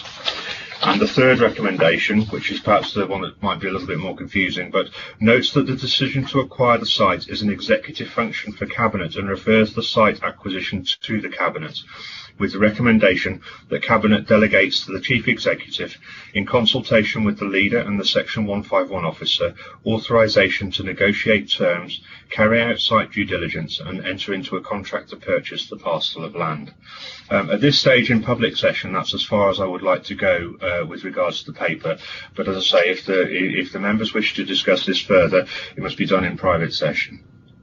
Thank you. Thank you. And right, okay. Councillor Baxter. Hello. Hello. Thank you, and thank you for the apology for the late arrival of the reports. My question is about the contractor. I cannot see any mention of Environment SK in the documentation. Presumably, we would be subletting part of the site to the contractor, and the contractor doesn't just do council work. Can you please explain the relationship between Environment SK and the proposed... Can I just stop you? We need to be in closed session to discuss all that. I'm sorry. In that case, I withdraw the question. Sorry if I've gone over the line. Yeah. Sorry about that as well. But I'm just surprised that none of that was addressed within the report. Right, okay. Councillor Paul Wood. Yeah, thank you, Madam Chairman. Just to say I'm happy to support this, I know the papers were late, but I also know when you're dealing with these sensitive issues, it is quite difficult to get things out, and you've got to act pretty quick. I know when I was dealing with them myself. So I'm happy to support Councillor Mosley, and I'd encourage other members to do so. These things don't come along too often, and when they do, you've got to grab them and get on with it. Yes, people could ask all sorts of questions, but by doing that, you'll just delay it. I implore people to support it, and let's get on with it. What I would say to Councillor Mosley is it would be useful if others, the independent group, could be consulted from time to time on these things. That would be useful, because I'm not opposed to things like this. I very much support it and encourage other members to do so. So thank you very much. Thank you. Councillor Selby.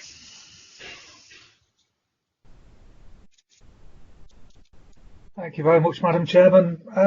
Madam Chairman, I received this report just over an hour before the meeting started this afternoon. I haven't had a chance to have a look through this paper. I can see where the site in question is, and I have to say it was a very, very good site in question. A lot of potential there. I get all that. And whilst I trust Peter's judgment and integrity and all that, I really don't know which way to vote on this. I don't know whether to abstain or what. I do think that maybe something of this nature we could possibly have called an extraordinary full council meeting for this. With doing it via Zoom, I think that would have been a good suggestion. We could have done this in the very, very near future. I'm sure we could. So I really don't know what to do, whether to vote abstain or not, Madam Chairman. But yeah, the site in question, certainly a good site. Thank you very much, Madam Chairman. Right, thank you. Councillor Whittington. Thank you, Madam Chairman. I appreciate that all of us sort of haven't had much sight of this, but actually, you know, obviously without discussing specifics, as Councillor Selby said, it is a very, very good site. And opportunities like this don't come along very often. Sometimes when they do, you just have to move at the pace that the private sector works at, not the slightly slower pace that perhaps the public sector is sometimes used to doing. So I think that I would encourage all members to actually support it, but appreciate that if members do want to discuss any of the detail, we probably would have no other option than to go into closed session. I'm hoping that we don't need to go into closed session. I'm hoping the members will just, on the basis of what they've read in the pink papers, will be sufficiently informed as to what the proposal is to actually vote in favour of it. Thank you, Madam Chairman. Right, could I have the Chief Exec, please? Thank you, Chairman. I know these papers didn't come out to you till 10:34 by email this morning, which has caused members a little bit difficulty. This is a strategic acquisition. It is important this is properly debated, and I'm sure Councillor Mosley wouldn't mind giving extra detail once being in private session. So, just responding to a number of members. Madam Chairman, you could go into private session to fully debate this and potential uses of this site and future uses and future business cases for this site, due diligence that needs to be undertaken to reassure members of council of the decision that they're taking. So I'm just pleased, I was just pleased restating the fact that you can go into closed session to debate this further. All right. I think that's probably what we'll do, and then it makes it easier for discussion and people can say different things without worrying that they're saying the wrong thing in the wrong place, wrong time. In that case, can I just come in? I would like to propose that we do go into closed session. No. We're just going to sort out for going into closed session. I think I. Right, I propose it. I'm happy to second that, Madam Chairman. Right, thank you. So we'll go into closed session with a vote to say whether we agree or not. Okay, so could I have a recorded vote? Yep. Do a recorded vote? Madam Chairman, you have a point of order. All right, okay. Who's it from? Councillor Baxter, is it? Yeah. Councillor Baxter, sorry. Yeah. I'm just asking for a little bit of common sense. The reason I didn't ask to go into closed session is because I don't want to go through all the rigmarole of a recorded vote on every single shall we go in, shall we come out and all that kind of stuff. Can I please propose that we rescind our earlier vote without any blame or shame about having every single vote by recorded vote, because it is ridiculous, it is time consuming, and we would be better off without it. I'd rather have a vote on feeding that back than a vote on going into closed session, which obviously we should do. Madam Chairman, yes. If I can just, obviously I've just seconded a vote to go into private session. Yes. I think at the present time, if we continue the debate, and we'll see how the debate goes, and if obviously we don't need to enter private session, then that obviously prevents a lot of time. So I think if we continue as we are, and then should we need to, we can then bring that vote forward. Yeah. Try not name the things as such so that we're okay. Yeah. All right then. So we'll stay out of closed session for the moment, making sure that we don't speak or talk about the different names of things. Right, Councillor Morgan. Yeah, thank you. Unfortunately, I'm going to put a spanner in the works because my question or my point really will require me saying what this is.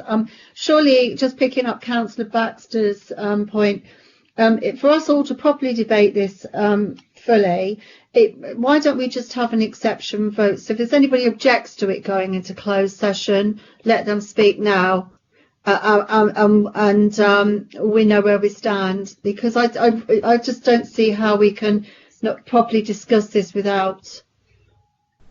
Unfortunately, that will be almost the same as going into closed session, because that will have to be voted and as well. Well, the comment or the questions I've got I can't see how I can easily put them without in some way giving away where it is that we're talking about, mainly because of the, if I say very generically, the important function of the site as it is. And I've got some quite, I have to say, I received my papers 10 minutes ago and had issues getting online earlier, so I haven't seen anything online. So I really think that in that case, Breeder, I hate to say we need to do that. So before I can make my point, I'll just ask the monitor officer. Yes, Madam Chairman. At present, you have the council has voted to take recorded votes on everything. So that is the method by which you will have to vote to go into closed session, unless of course there is a proposal to rescind that recorded vote.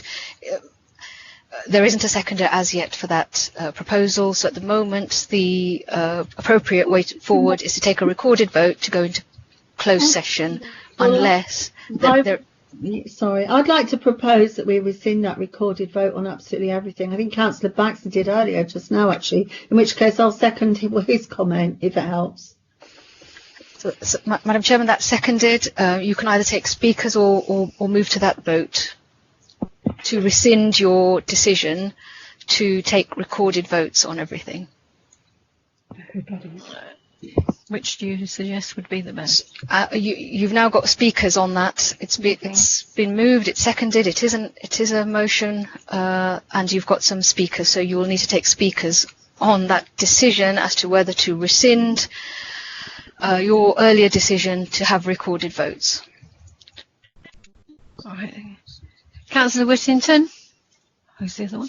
Yes, thank you, Madam Chairman. As the person who kind of perhaps instigated the need for recorded votes earlier on, I still maintain that we do need recorded votes. A number of members have been having quite substantial technical difficulties today, and there have been cases when votes have been taken and members' votes haven't been picked up by the system. Given the state of the system we've got and the state of the technology, which, as I've already said, is pretty poor, I don't think we have any option other than to take recorded votes, because otherwise the views of members aren't being properly recorded. So I'm afraid I will have to oppose that motion. Thank you, Madam Chairman. Thank you. Councillor Court? Councillor Court? I've nothing to add at the present time, Madam Chairman. All right, it's just that your name is down on there. Right, okay. Madam Chairman, you've got no other speakers, so please can we move to a recorded vote? You are voting as to whether to rescind your earlier decision to go to recorded votes. Have we got the recorder? Can I save us all a lot of time and rescind my comment then in view of Councillor Whittington's comments? Yes, thank you. That would make it a lot easier. Yeah. Thank you. Save us one round of votes anyway. Yeah. Thank you very much. Madam Chairman, you are therefore now taking a recorded vote on whether to move into closed session. Shelley, if you could take the vote, please. Thank you. Councillor Bob Adams. For. Councillor Ashley Baxter. Abstain. And Mrs Pam Bosworth. For. Councillor Kellum Cook. For. Councillor John Cottier. For. Councillor Helen Crawford. For. Councillor Phil Dilks. Councillor Dilks. Yeah, I'm here, yeah. Hello. Excuse me. I'll say 4. Thank you. Councillor Barry Dobson. 4.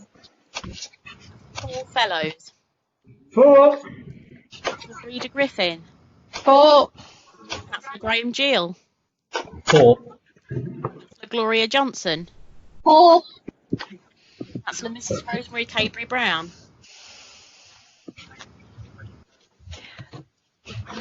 For. These papers. No. Kelly. For. Councillor Kelly. For. Councillor Jane Kingman. For. Councillor Philip Knowles. 4.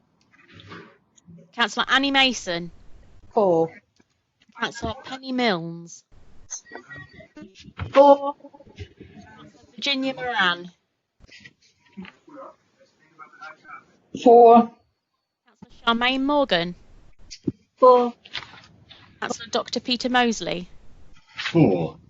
Councillor Susan Sandal. 4. Councillor Ian Selby. 4, Madam Chairman. Councillor Jackie Smith. Councillor Jackie Smith. 4. Mrs Judy Smith. 4. Councillor Lee Steptoe. 4. Councillor Judy Stevens. 4.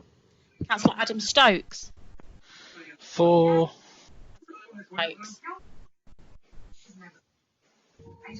Councillor Ian Stokes. 4. Councillor Jill Thomas. 4. Councillor Rosemary Trollope Bellew. 4. Councillor Sarah Trotter. 4. Councillor Dean Ward. 4. Councillor Hilary Westrop.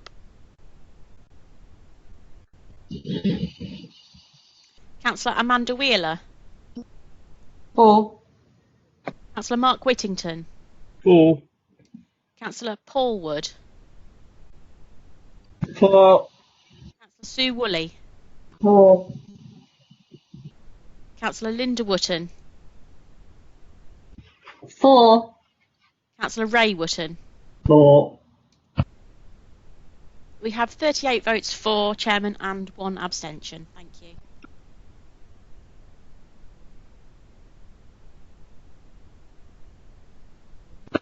I've just come back into the meeting.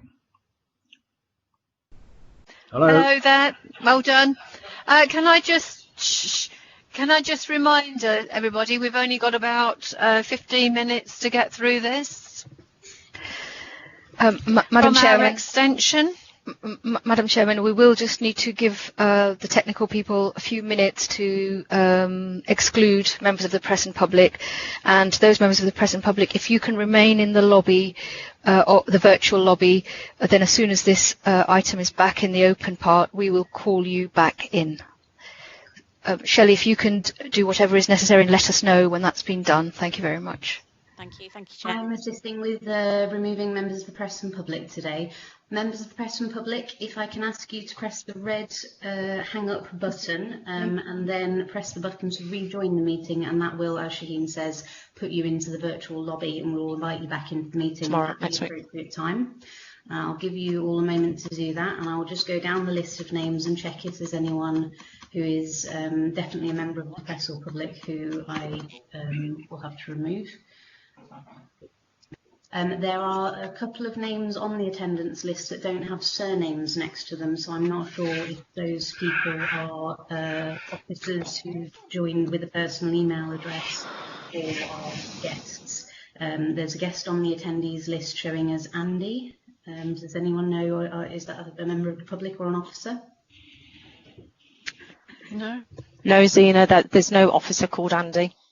Okay, I'll remove that person from the meeting then. Again, if you press to rejoin the meeting, it'll put you in the lobby. Okay, is Benjamin Edward an officer or a member? No, they're not. Okay. Okay, I recognise all of those names. Bear with me one moment. It takes a moment to scroll through the list of names. Does that happen now? Breeder, can you hear me? Breeder, it's Jackie. Can you hear me? You're on mute, Breeder. Breeder, can you hear me? Jackie Smith. We can hear you, Jackie. We can hear you, Jackie. Yes, I need to depart now, don't I? Yes. I don't. Yes, is it? No, not yet. No, not yet, Jackie. This is on the acquisition of a strategic land. This isn't the motion by Councillor Morgan. Right, okay. So I'm all right for the moment. Good. Yes. If I can ask everyone who's a presenter, please don't press the button to admit people from the lobby. We want the people to stay in the lobby for now. So I'm just going to scroll back up the list of names one more time to triple check we have no members of the press or public in the meeting. I can't see any names in there that I don't recognise as officers. We have 2 people who have joined back and are waiting in the lobby. We'll let them back in. If I can ask whoever is recording the meeting to stop the recording so that we have a recording for the public session, and then start the recording again so that we have a recording for the private session in order to help us produce the minutes. Thank you, Right. Zena. I'll just stop. But we'll just keep them on a bit of a tail.